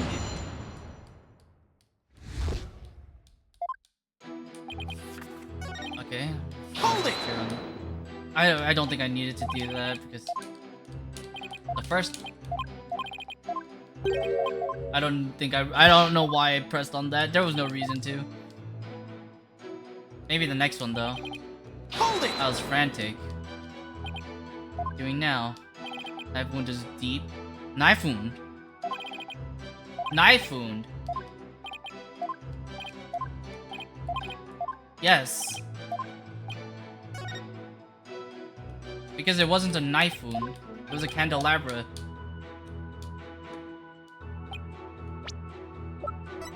Objection! But the weapon you were stabbed with was with this candelabra. In fact, a fact I know you're quite aware of. This is what I heard directly from Master Soren himself. As you surmise, Master Soren was stabbed by Gloomsbury on the day of the murder. It happened after the first wedding reception. The happy couple was in when suddenly Gloomsbury appeared. He attacked Miss Ellen and tried to take her away. Found himself in a struggle with Gloomsbury. That's when Master Soren was stabbed with the candelabra, he said. Objection! Must have been that made him misspeak. That happens to everyone. Nothing to do with this case. You must be pretty desperate to point out something though minute. I contend important inconsistency. Yeah, we got nothing. Everybody has a little memory. Hold it! And I wonder if he got stabbed and Pierce also got stabbed. Or why the witness would mistake the weapon used to stab him. He's covering for someone. Or he has no memory of it. The wrong weapon. I think that ties into his diary. Because he has short-term memory loss. I don't know. Let alone the weapon used against him. Not only that, I believe Mr. Sprocket has some sort of memory disorder. Therefore, the defense contends that Mr. Sprocket's testimony thus far is invalid. Objection! Just because you can't find a flaw in his testimony, you want to throw it out? Your baseless claim is nothing but pure slander of the witness' character. Can you explain your grounds for making this claim? Of course. His notebook. I saw daily events and information about the people around him recorded in it. Like a diary. Much too detailed to be an ordinary diary. It's more on the order of a database, actually. Database, you say? For some reason, Mr. Sprocket is apparently unable to retain memories. That's why he writes every little detail of his life down in his notebook. Objection! How can you possibly know that for sure? He might just be an extremely compulsive person. I thought so too, as myself at first. To be honest, we accidentally got a stain on that notebook yesterday. You're the one who got the fucking... Just get to the point already. Yeah, Mr. Sprocket. Page Miss Faye got a stain on yesterday. That's the page with the details of your stabbing on it, isn't it? No, I only write in this notebook because I'm very compulsive. Dropped the subject already. Sorry. On the earlier pages, you used it to write down invention ideas, but after a certain date, you started writing down a lot more and in much more detail. I believe your memory disorder stems from what happened on that date. Yeah. Here's what we got the newspaper article. Hold on. Sorry.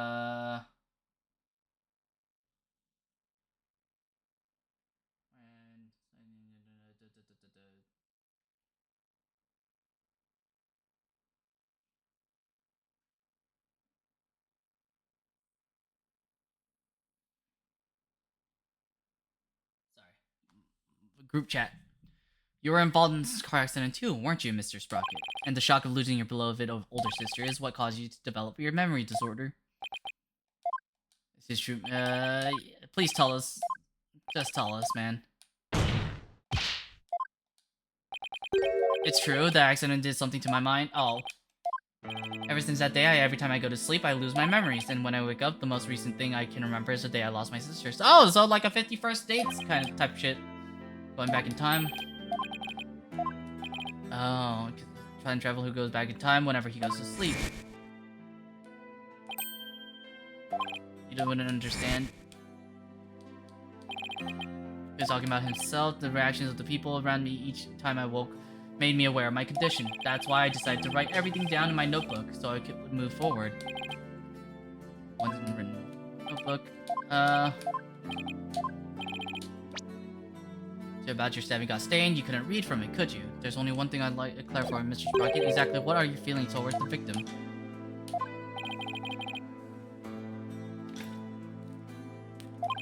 Witness said that every time he wakes up from sleep, his mind goes back to the day his sister died.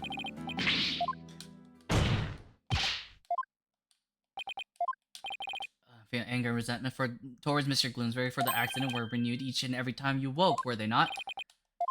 But you couldn't take it anymore, so you tried to turn to murder. Isn't that right? I don't think he did. But it does. I do put out the possibility. No. Ellen's gonna try to say it was her. Miss Wyatt, Your Honor. I did it. I killed Mr. Glue. Stop trying to cover for him!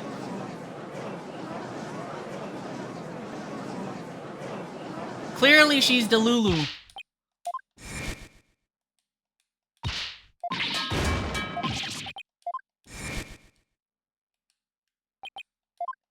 And I'm the one who should be convicted. Why, after I testified, I thought you must have killed him? Because I couldn't, but all I wanted you to be happy. Your happiness is my happiness, Soren. Without my notebook, I'd even forget those feelings of yours by tomorrow. Knowing that, do you still feel this way? The same way you did before the accident. That's how I know that you're the same person I've always loved. Notice the sort of change that. The dirty things I'd like to correct. First of all, I want to withdraw one of my statements.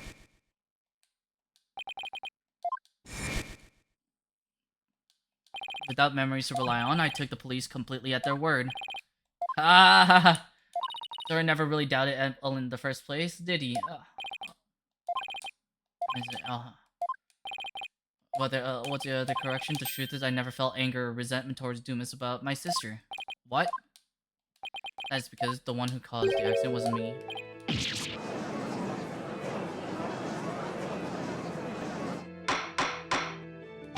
What? I'm the one who killed my sister to protect my career and my future. My father made Dumas took the blame in exchange for money and the position of lead servant. What?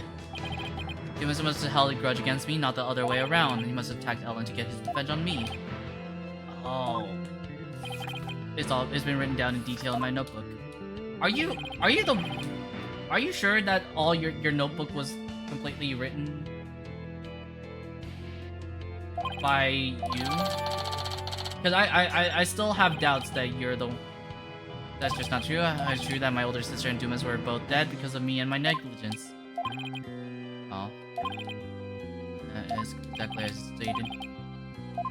Can we still take the witness's testimony valid in spite of his memory order? Okay. I want to see the handwriting on that. I think that's gonna be important.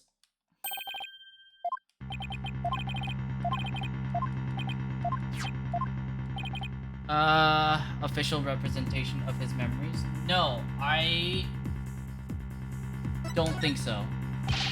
I want to look at the notebook.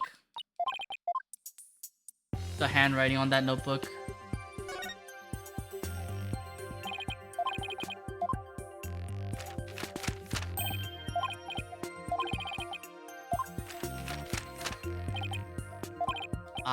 Something.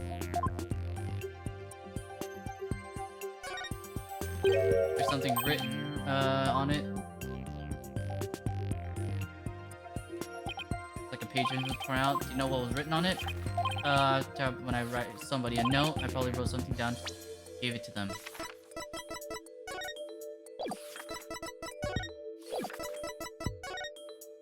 When convenient, then send her off from the Vista deck. Is there not a note saying to change? I guess not.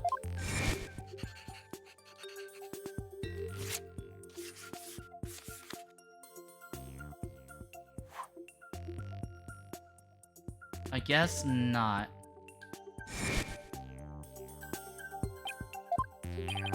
Objection! Wait.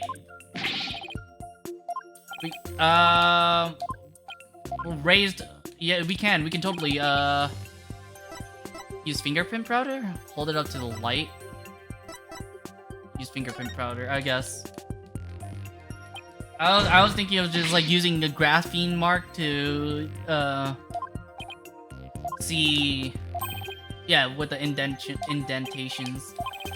It only sold the notebook further. Then I must accept. Okay, yeah, I mean...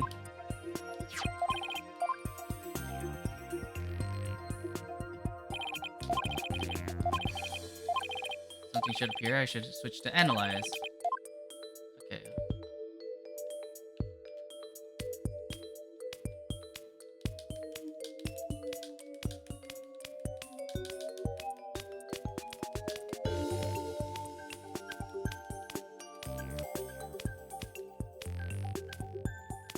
Like, who's to say that someone else didn't grab your notebook and wrote on it?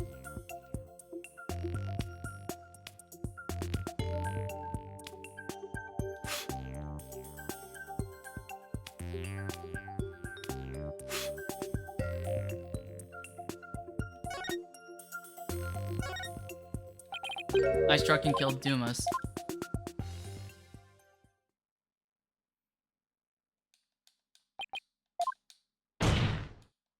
That's what that was written on the torn out page. Ha! Thorn could never. Okay. Yeah, well, people do things out of love, man. Cool motive, still murder. That's a Brooklyn Nine-Nine reference. The defendant got too worked up. She's resting in the infirmary as we speak. Now then, please continue, Mr. Wright. Critical page torn out. Not even Mr. Sprocket himself knew the truth of what he'd done. I'm the one who killed Dumas? So it wasn't Ellen. Oh, thank goodness. I wanna analyze the handwriting between I killed Dumas and the rest of your handwriting. Nobody touches the notebook but me, and when I sleep it's under lock and key. I don't remember writing that I killed Dumas, but I guess I must have. Then who destroyed the thing? Objection. Come on, object. Object. Object. Ready for the... No, I'm not ready for the judge to give his ruling. Hold it! There's still something about that that bothers me about that notebook. I know, but I think there might be more to this case than meets the eye. I believe the question here should be, why was the incriminating page torn out in the first place? Destroy the evidence, I would imagine, but removing it from the notebook is the same as removing it from Mr. Sprocket's memory, which means he wouldn't have been able to trick the police if he came under suspicion. If he wanted to cover his crime, he wanted to remember that he had done it. If he had committed the crime, then he wouldn't have written in the first place. It was torn out by somebody else.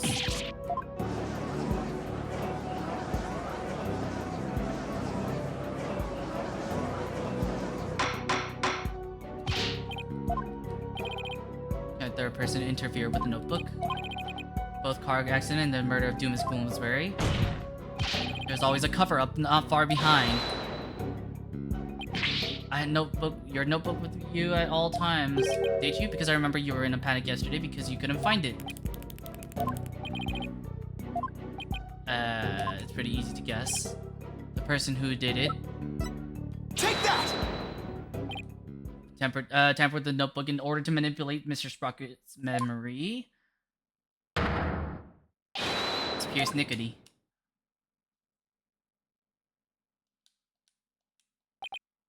Trying to tamper with my memories? Pierce was manipulating me? Yes! The whole time! There's two perceptions that were held to cover up the murder. It was Mr. Nickety who directed the guests and orchestrated the entire scheme. Which of my memories are mine? Which one have been rewritten? When did he start rewriting my memories? Who wrote this and this and this and this and this? Oh, poor dude. Is that his blood pressure monitor? Oh, it's a jetpack. Those wings are not gonna send you flying, man. He literally took off. He's gone. He's coming back down. Don't crash land.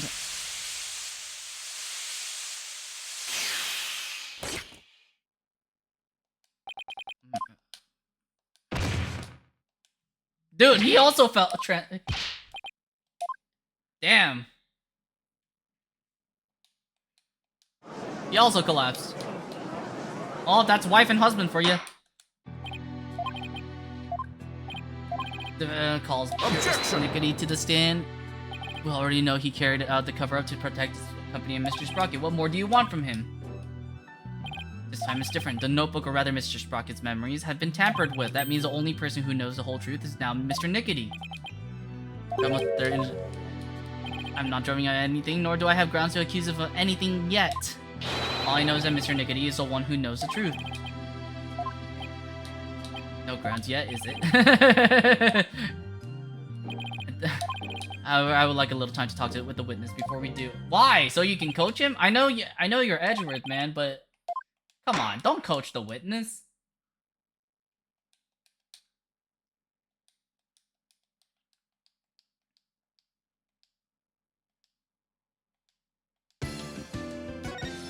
Okay, this has to be part of the end.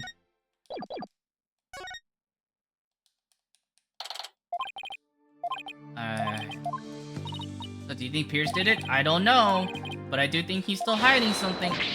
Why did you pin on Soren Loser? Larry, this is exactly why I wouldn't pin anything on Soren. Soren, my Ellie will have. Yes! Stop trying to be a homewrecker! You piece of shit! Shame on you, Larry. Exactly. I know I have to give on Ellie, but you probably need to make her happy. Then why the hell are you being melodramatic about it? About to resume. Yeah, let's go. I don't want to deal with Larry at all. I'll be rooting for you, Nick. Shut the fuck up. I don't want you to root for me.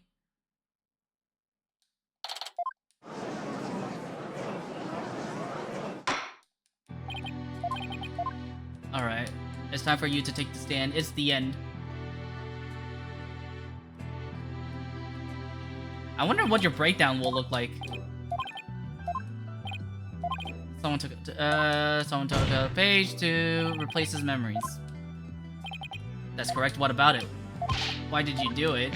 Why did you tamper with Mr. Sprocket's notebook? If I will tell you the truth, it pains you. Look, oh yeah, Mr. Soren's wishes.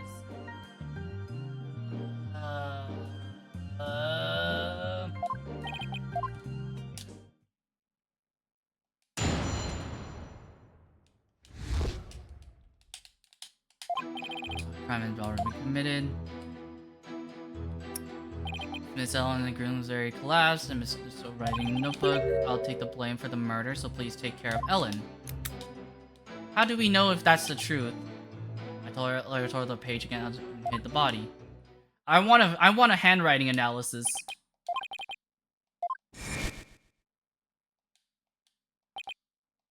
I want a handwriting analysis, please. Master Soren did hit Gloomsbury with the timekeeper to save Miss Ellen. That blow did not kill Gloomsbury. Tried to attack Master Soren, who was already seriously wounded, from behind and finished him off, it would seem. Fatal blow was the defendant. Then that would be... justify self-defense again. This is a long game. We're almost done, I know.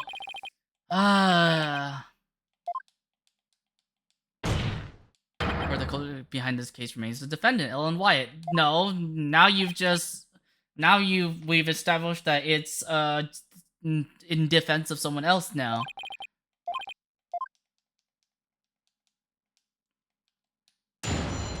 Okay, cross-examination. already been committed. Writing a notebook. Hold it! Take care of it. Only and memories, something about his memories. It must have been love that made him do that. I tore the page out of. Why would you tear it out? Why wouldn't you properly tear it out?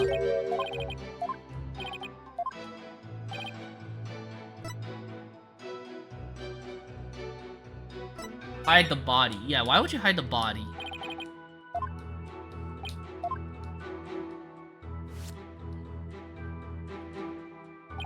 Saying he would take the blame, Master Soren passed out. That's when I hid the body. Quickly took the lift down to the hole, where I hid Gloomsbury's still warm body in the spare Pegable lantern. Mr. Butts would have moved the body to rest. I did not see that coming. Larry. Add to the testimony, please.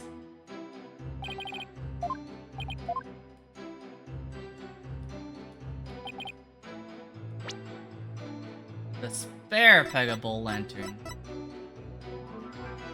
Objection!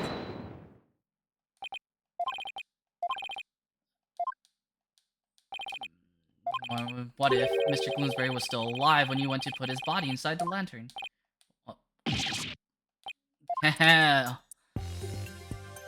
Actually, this shows the victim might have still been alive inside the lantern. The bloody handle. Take that!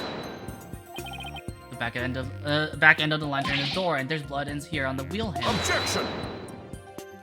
That bloodstain must have gotten there when the witness put the body inside the lantern. In no way shows that the victim drew his last breath while he was within the lantern. That's where you're wrong. In putting this lantern back together, the police inadvertently placed the inside handle on the outside and vice versa. In other words, the wheel handles got swapped. That's ridiculous. Not at all. If you compare the other male Pegable lantern in the reception hall, you'll see it's quite obvious the wheel handles were attached backwards. The detective in charge of the rest will see you in my office later. Oops. Good luck, Emma. What does the blood stain on that wheel and on the wheel handle mean? It means that it wasn't in there by chance. The victim was put inside the lantern. He was only unconscious, not dead. When he regained consciousness, he's probably tried to get out of the lantern. So he grasped the inner wheel handle, and that's when blood got on it. This proves that the victim was still alive when he was inside the lantern. Time I was completely convinced Gloomsbury was dead. Had I checked more carefully, he might have survived. Then she didn't kill him. Actually has a very significant impact on this case. Was struck by the defendant and died from his injuries sometime later. There's nothing more to it. Right here. That's where she's wrong. Employers focus on description. One on the side. It says one contusion was found on the back of the head and one on the side. And it's Rocky and the one Miss White delivered to finish them off. Was knocked unconscious by the first blow, and then was then put into the lantern. After some time, when the victim regained consciousness and tried to get out of the lantern, that's when he received the second blow that finished him off. The victim was alive for the period of the first bit, and that he did receive a second blow to the head. That seemed entirely possible. As long as the first blow didn't kill the victim instantly, then there is a possibility that someone other than Mr. Sprocket or Miss White delivered the fatal blow. Objection! Even if there was time lag between the two blows, the prosecution's position doesn't change. What? After the reception, when the defendant was cleaning up the reception hall, the victim, who was supposed to be dead, suddenly came out of the lantern. The defendant grabbed the murder weapon, which was right there, and finished him off. Exactly as I proposed at the very start. Was it inflicted by the defendant after all? Oh. Objection! Wait, I don't think, as long as there's a possibility that the fatal blow was delivered by a third person, then we must continue the deliberations. Last time to presence of your precious third person. I mean, isn't Pierce Nickety also third person? He had already stabbed Soren, but then why then was he so determined to go after Ellen? This whole thing feels too primitive for crime and passion. Didn't seem to have a personal grudge against Ellen. Didn't have a personal grudge. Reason to attack Ellen, then third person involved.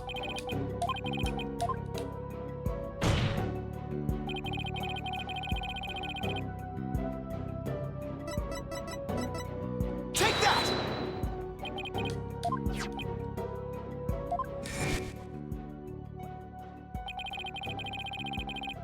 Murder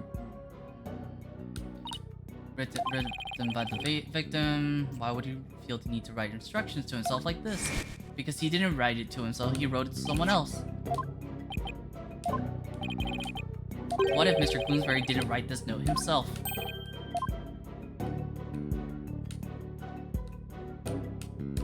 This is how you intend to conjure up your mysterious third party, Mr. Wright? Can you even prove that note wasn't written by the victim? Yes, yes I can. Compare the handwriting.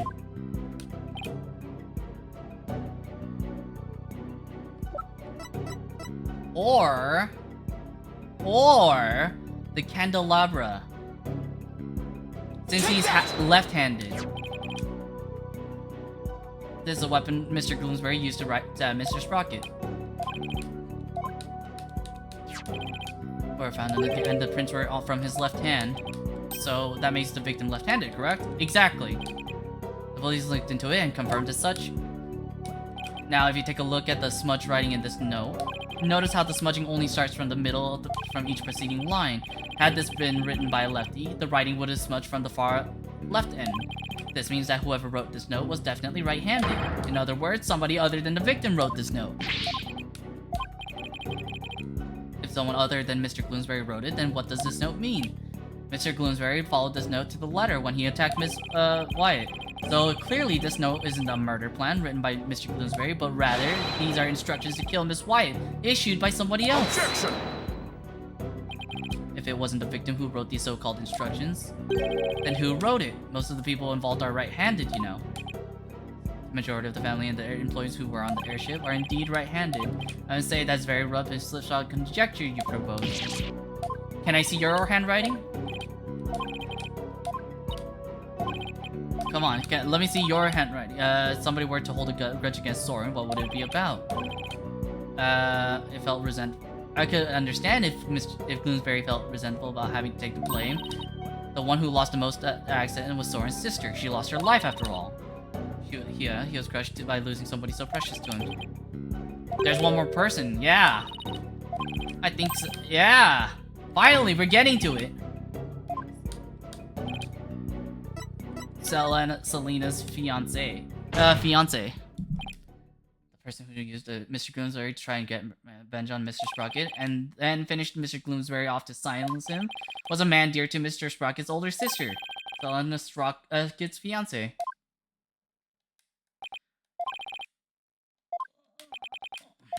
Her fiance? Who is Mr.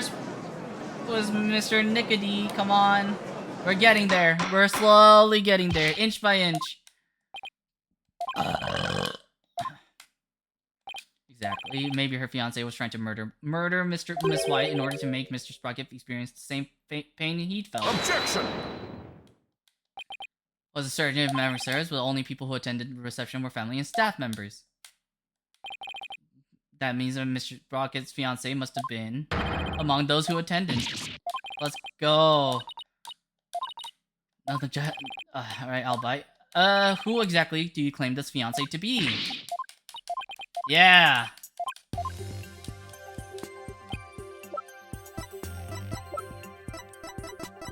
Take that! It's gotta be the photo again.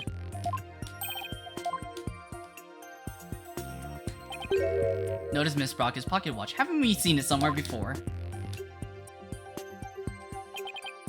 Yeah. I believe we've all seen it right here in this very courtroom. Yeah! The pocket watch in this photo.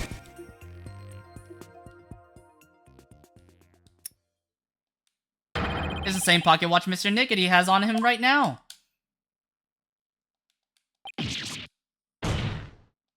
This is clear proof of a strong connection between Pierce Nickety and Selena Sprocket. Exactly! Is this true? Mr. Nickety, you were once engaged to Selena Sprocket. That pocket watch you keep it as a memento of her, don't you?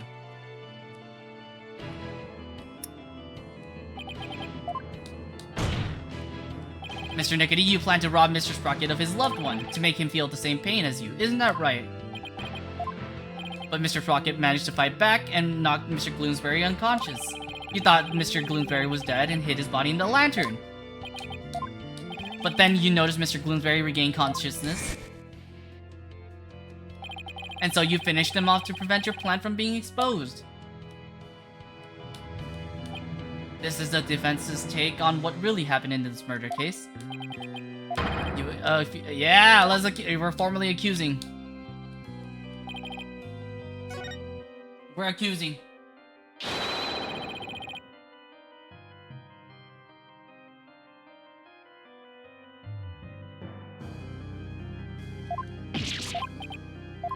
He's gonna be silent.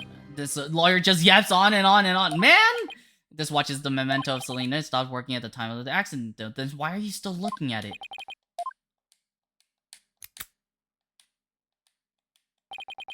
Not just her fiance, but the surgeon beside her deathbed. Why didn't you tell me on it? Shut up, you useless prostitute. I thought you could be of use, but apparently this case was too much for you. Your office hadn't stuck its nose up in this. I could have swept it under the rug. Not only did you interfere with the case, but you even let me fall under suspicion. That's because you kept trying to cover things up on the slide. The only person who had a motive to use the victim to try and kill Miss Wyatt was you. Holy shit! His shoulder blew up.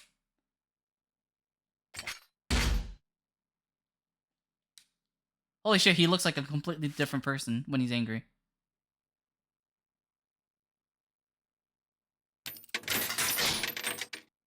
Oh, those were surgeon gloves. Malignant tumors. There are malignant tumors in this courtroom. Lesions oozing with false charges. Where did that come from? One idiotic lawyer and one useless prosecutor. That's the truth. I'll have the both of you insights from the legal world. You have the money, but not the power. I like to see you try. Do you know how he got into the chief prosecutor in the first place?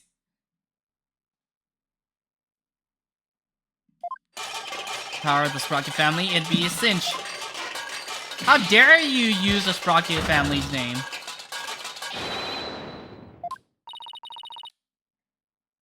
How dare you use Sprocket's family name for your own ends? It looks like it looks before I suture your chatty lips shut.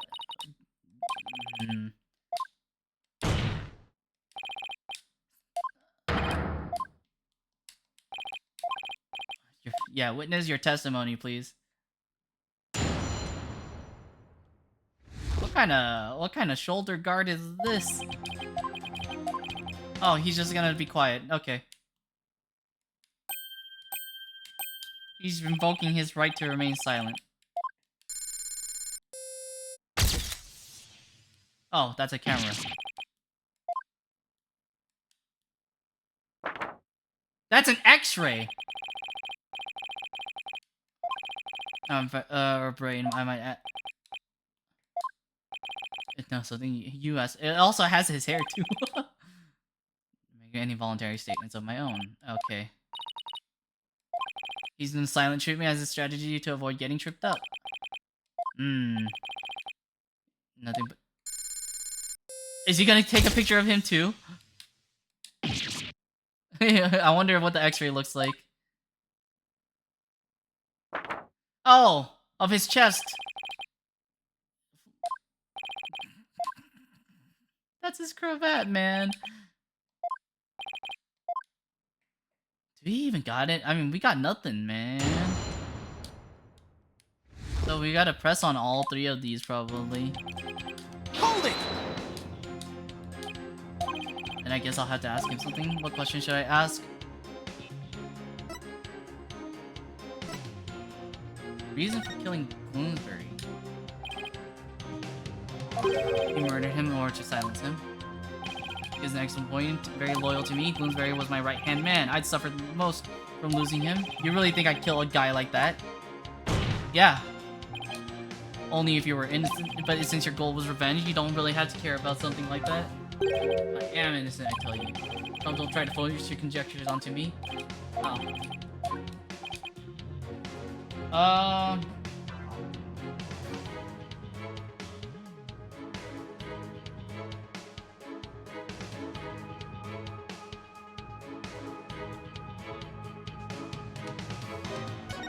And sure, add.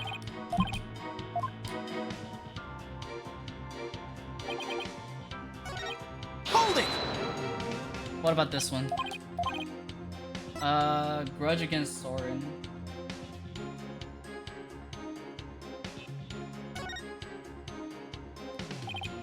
That right. Didn't try that. Himself suffered greatly. Found a way to get Sprocket, like carry out your revenge on him. Oh, insult me supporting Master Soren and Sprocket Aviation with my life's work. My penance for not being able to save Selena. This is how I honor her. Aw. I feel bad for you, man, but you didn't have to resort to murder. Add to the testimony.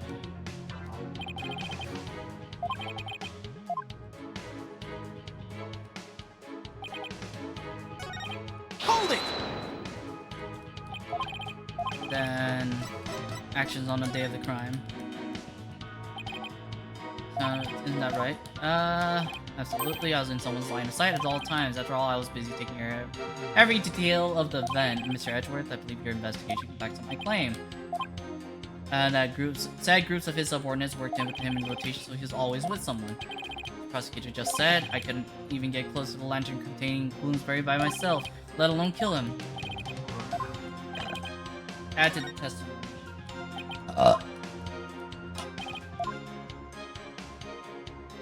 Okay, so now we have all 3 different pieces of statements. Hold it!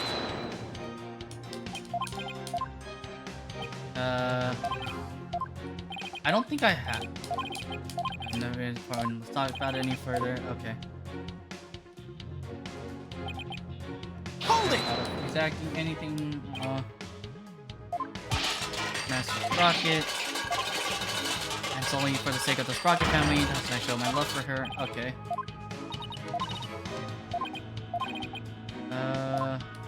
I mean, you could love Selena and be loyal to the Sprocket family, but I mean Sprocket Aviation Company, but you can still hate someone.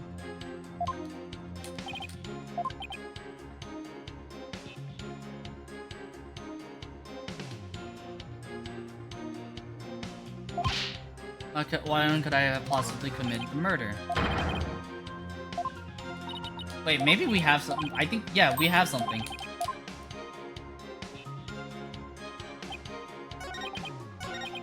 A photo of the reception. Objection! I've been staring at that since as soon as we got that image. And she never had a moment alone to commit the crime. But there was an opportunity. In fact, one and only one. A moment when Mr. Nicody could have killed Mr. Bloomsbury without anyone noticing. And the one thing that made that moment possible is shown here in this photograph. All those people watching, I couldn't have possibly committed murder. Do not believe in your honor, the lawyer is a malignant tumor. He wants to infect the judicial body with virulent accusation. You do realize Phoenix Wright is the one that ended the dark age of justice, right? We need to evaluate the defense's claim, and your yammering only serves to throw further suspicion your way. Let's see this one thing you mentioned, but be warned. This better not be one of your offhanded claims. You think you're talking to Mr. Edgeworth? We're so good at this. One thing that made the moment of murder possible.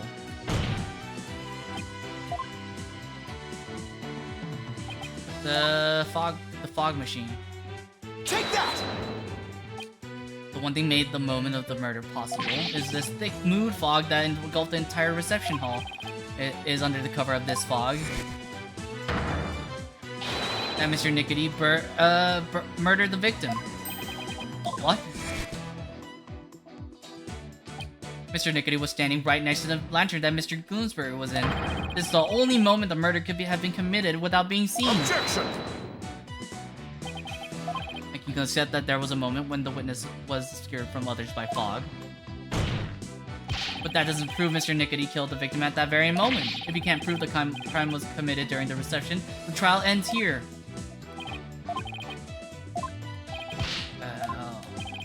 Can you prove the murder happened during the reception?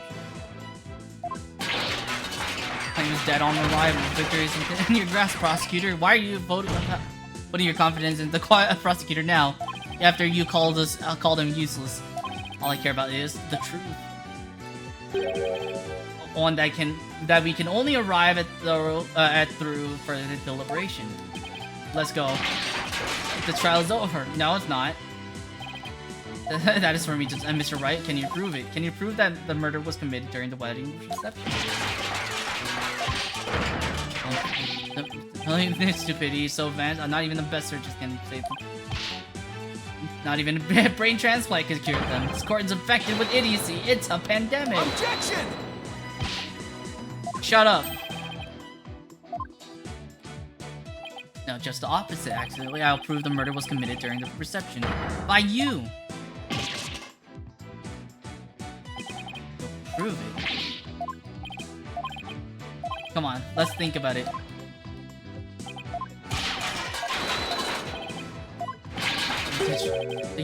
Oh shit! With the power of Rocket Family, enough of your foolishness, Mr. Nickety. Holy shit, the judge is putting his foot down. Not succumb to the influence of money or power. And you don't speak for this Rocket Family.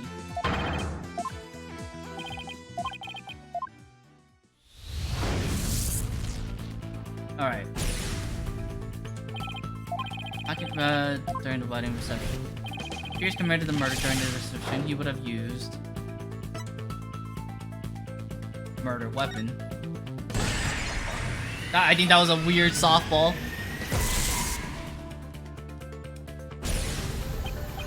Weapon used to strike the victim twice. According to the autopsy report, the victim was hit by the same object both times. Pierce used to commit the murder. He killed Bloomsbury was a timekeeper.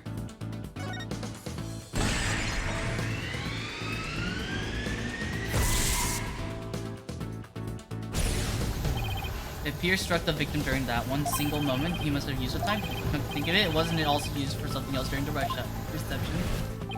Reception also used for the first startup of love. That was what the music was called, right? Had been activated. Activated during the reception. If we activate the timekeeper again now and find any trace of the murder, that would be conclusive proof that Bloomsbury was killed during the reception.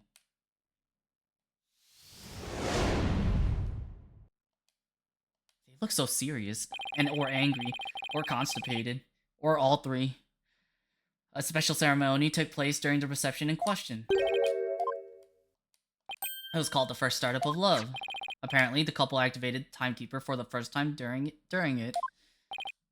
Your evidence isn't activated at the moment, and what would happen if we were to activate it? Why don't we see for ourselves? It would give us a chance to examine it, and while we're at it, we might find some conclusive evidence.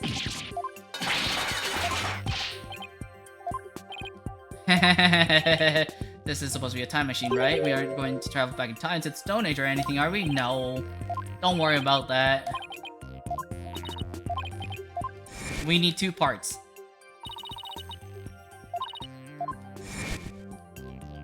The gear. Okay. Ready to activate the time. Bride's love. The symbol of the bride's love that is necessary would have to be the key. Take that! Oh. Okay, I guess it's the opposite. It has to be the gear. Take that! I thought, okay, so I thought it would be like the groom's love for the bride. I guess I'm just misunderstanding the perspectives.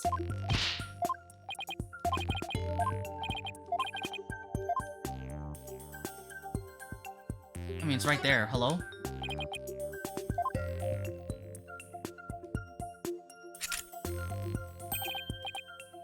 Now we have to find a place to insert the key. Probably the same place, right?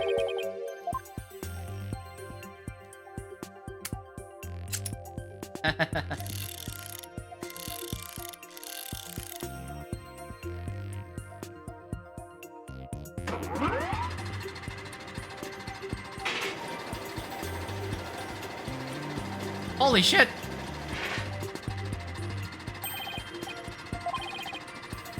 What do you mean? Well, I need to find proof. It's right there!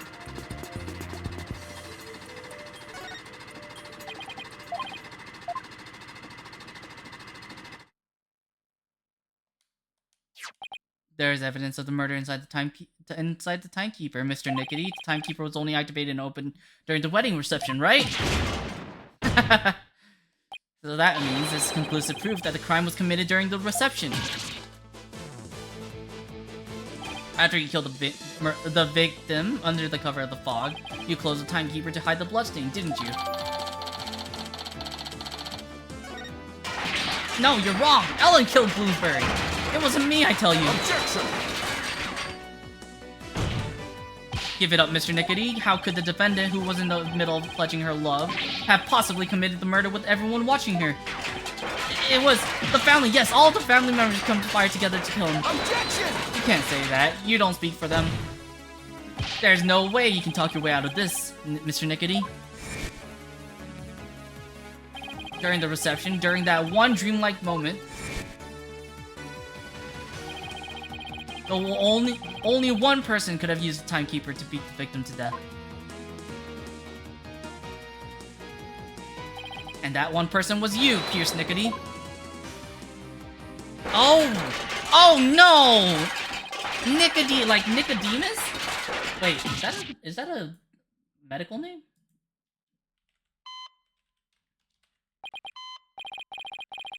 Oh, never mind. Nicodemus is a Bible character.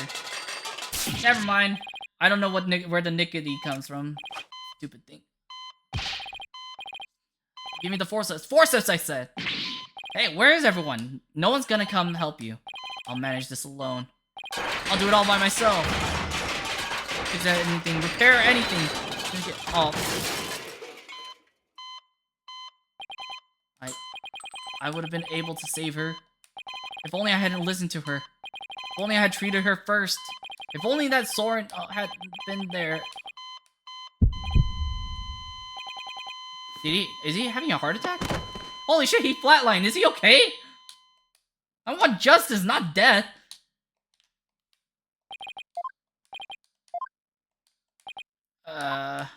It's just his lawyer deduced.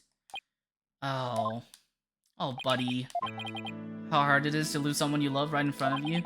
Selena's condition was clearly more critical than Soren's, but in spite of that, she said... Please help Soren. But my issue is, why is there not two surgeons? I was able to grant her wish, but at the price of her life. So you got a job with Sprocket Aviation and waited for your chance to... You got close to Mr. Bloomsbury and hatched this plot, is that right? Bloomsbury already bore a grudge against Soren, so when I tempted him with an even better position, he immediately took the bait. Why? Wait, I still don't understand why Bloomsbury wanted, held a grudge against... Oh, right, no, they've already explained it. They made him take the fall. I didn't expect Soren to strike Bloomsbury out on the Vista deck. And I certainly never imagined he'd make his way there along the outside wall. Wait, so he actually did do it. My pet land had been compromised, so for the time being, I hid his body in the lantern and tried to think of my next move. And then, when Mr. Bloomsbury came to during the second wedding reception, As soon as I saw Gloomsbury, I instantly hit upon an idea to pin the blame of Gloomsbury's murder on Ellen. Getting the company and the wedding, both things that were supposed to be Selena's. He took every happiness from her. Who's this despicable one here? Still you. But I couldn't just stand by watching Soren enjoy his happiness. I was going to have Soren taste the same pain I had, and then take over Sprocket Aviation. I would take back from him all the happiness that was rightfully Selena's. Time stopped for me the day I lost her, just like this pocket watch for her. Oh. I believe Selena would have said, leave this ill will behind, your time is yours to live. It's too late for me. Time will never advance for me ever again. What? Is it starting to work again? I see now. Aw. What's wrong? Well, you can't say that after you've killed. I mean, yeah, you can, but there were so many chances.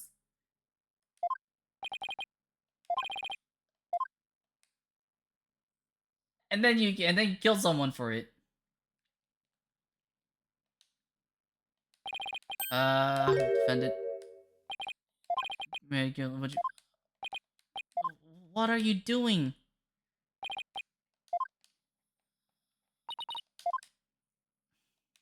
I put you through something truly horrible. This whole thing happened all because of me. Really? I wouldn't say that. I would understand if you want to call off our marriage. She would never! Why would she ever? She has everything to gain from keeping the marriage. You do realize that, right? And everything to lose if she calls it off. Also, she loves you. But, you know. That's besides the point. And oh. Reputation will suffer. I'll take a lot of criticism, but I feel I can only really start over once I get everything out in the open. Yeah, no more cover-ups. I might not have the right to ask you this, but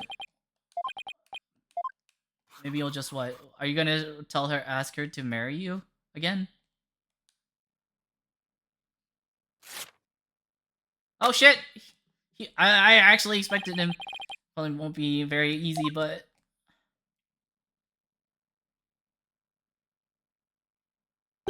will you marry me?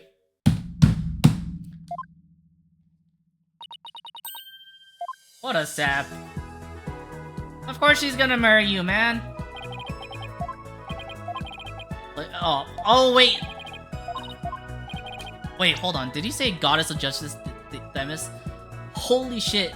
He actually mentioned her as the Goddess of Justice. Holy shit. I was so annoyed when the Goddess of Justice shit was going on in Ace Attorney Investigations.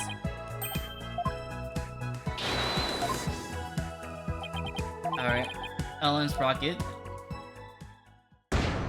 Yay, you changed it all. This is why I love the judge, right?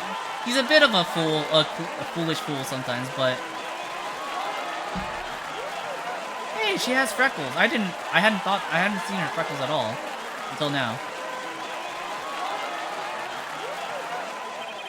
Hold on, I'm getting my mouse to get ready to stop the ad because we're almost done. Court's adjourned.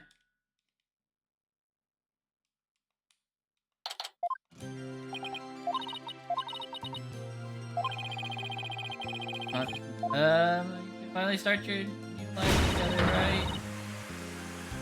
right? Following a real wedding ceremony in the near future, which you could do the honor. Aw, sure. Free food, right?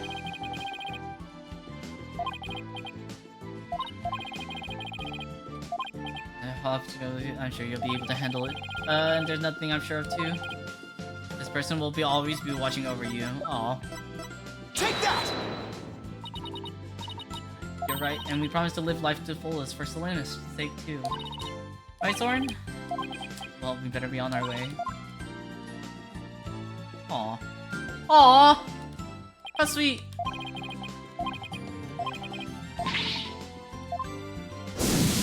Oh, they're flying. Inside here?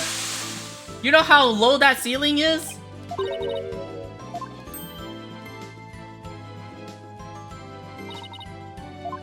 Yeah, I guess you'll be there. Here, Trucy never gave me the chance to slip away. That's sent in by Edgeworth. He thought Ellen was guilty all the way to the end. I mean, at the very end, you know, he helped us out, right? You know? Quiet, witness. When they can only arrive through the one that we can only arrive at through further deliberation. The preposition at that was confusing. The problem probably would have ended there.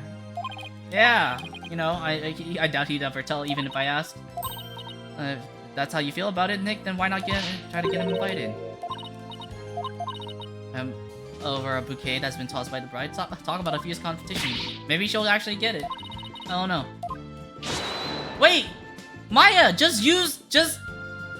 you know what you could do? You could fucking spirit channel Selena at the wedding. You know, you have that power. Larry, shut the fuck up. Just go away.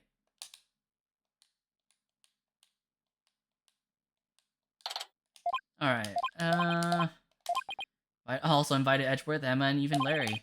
They say third time's charm, right? Please don't... Larry, please don't object to the wedding. Ready when you are. Okay, here we go! Huh? Oh. Who get... No! Hmm? Oh, hey! Look who's next! Huh?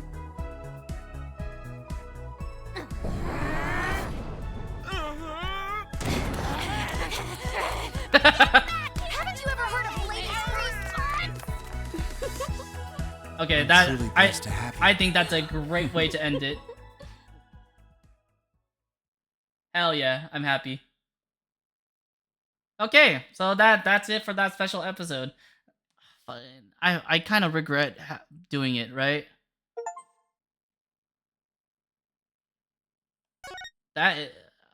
Ah, shit, that one looks cool. That bonus art looks so cool. Okay, so that's it. I think that's it for stream as well. The special episode I honestly could have done without. I don't like Larry Butts. I will maintain until my dying breath. Larry Butts is the ultimate butt of the joke, and we're better off without him. This is my truth. Anyways, I hope everyone has a great day, afternoon, or evening wherever you are. And as always, remember to take care of yourselves and each other. And I'll see you all in the next stream. Alright, bye!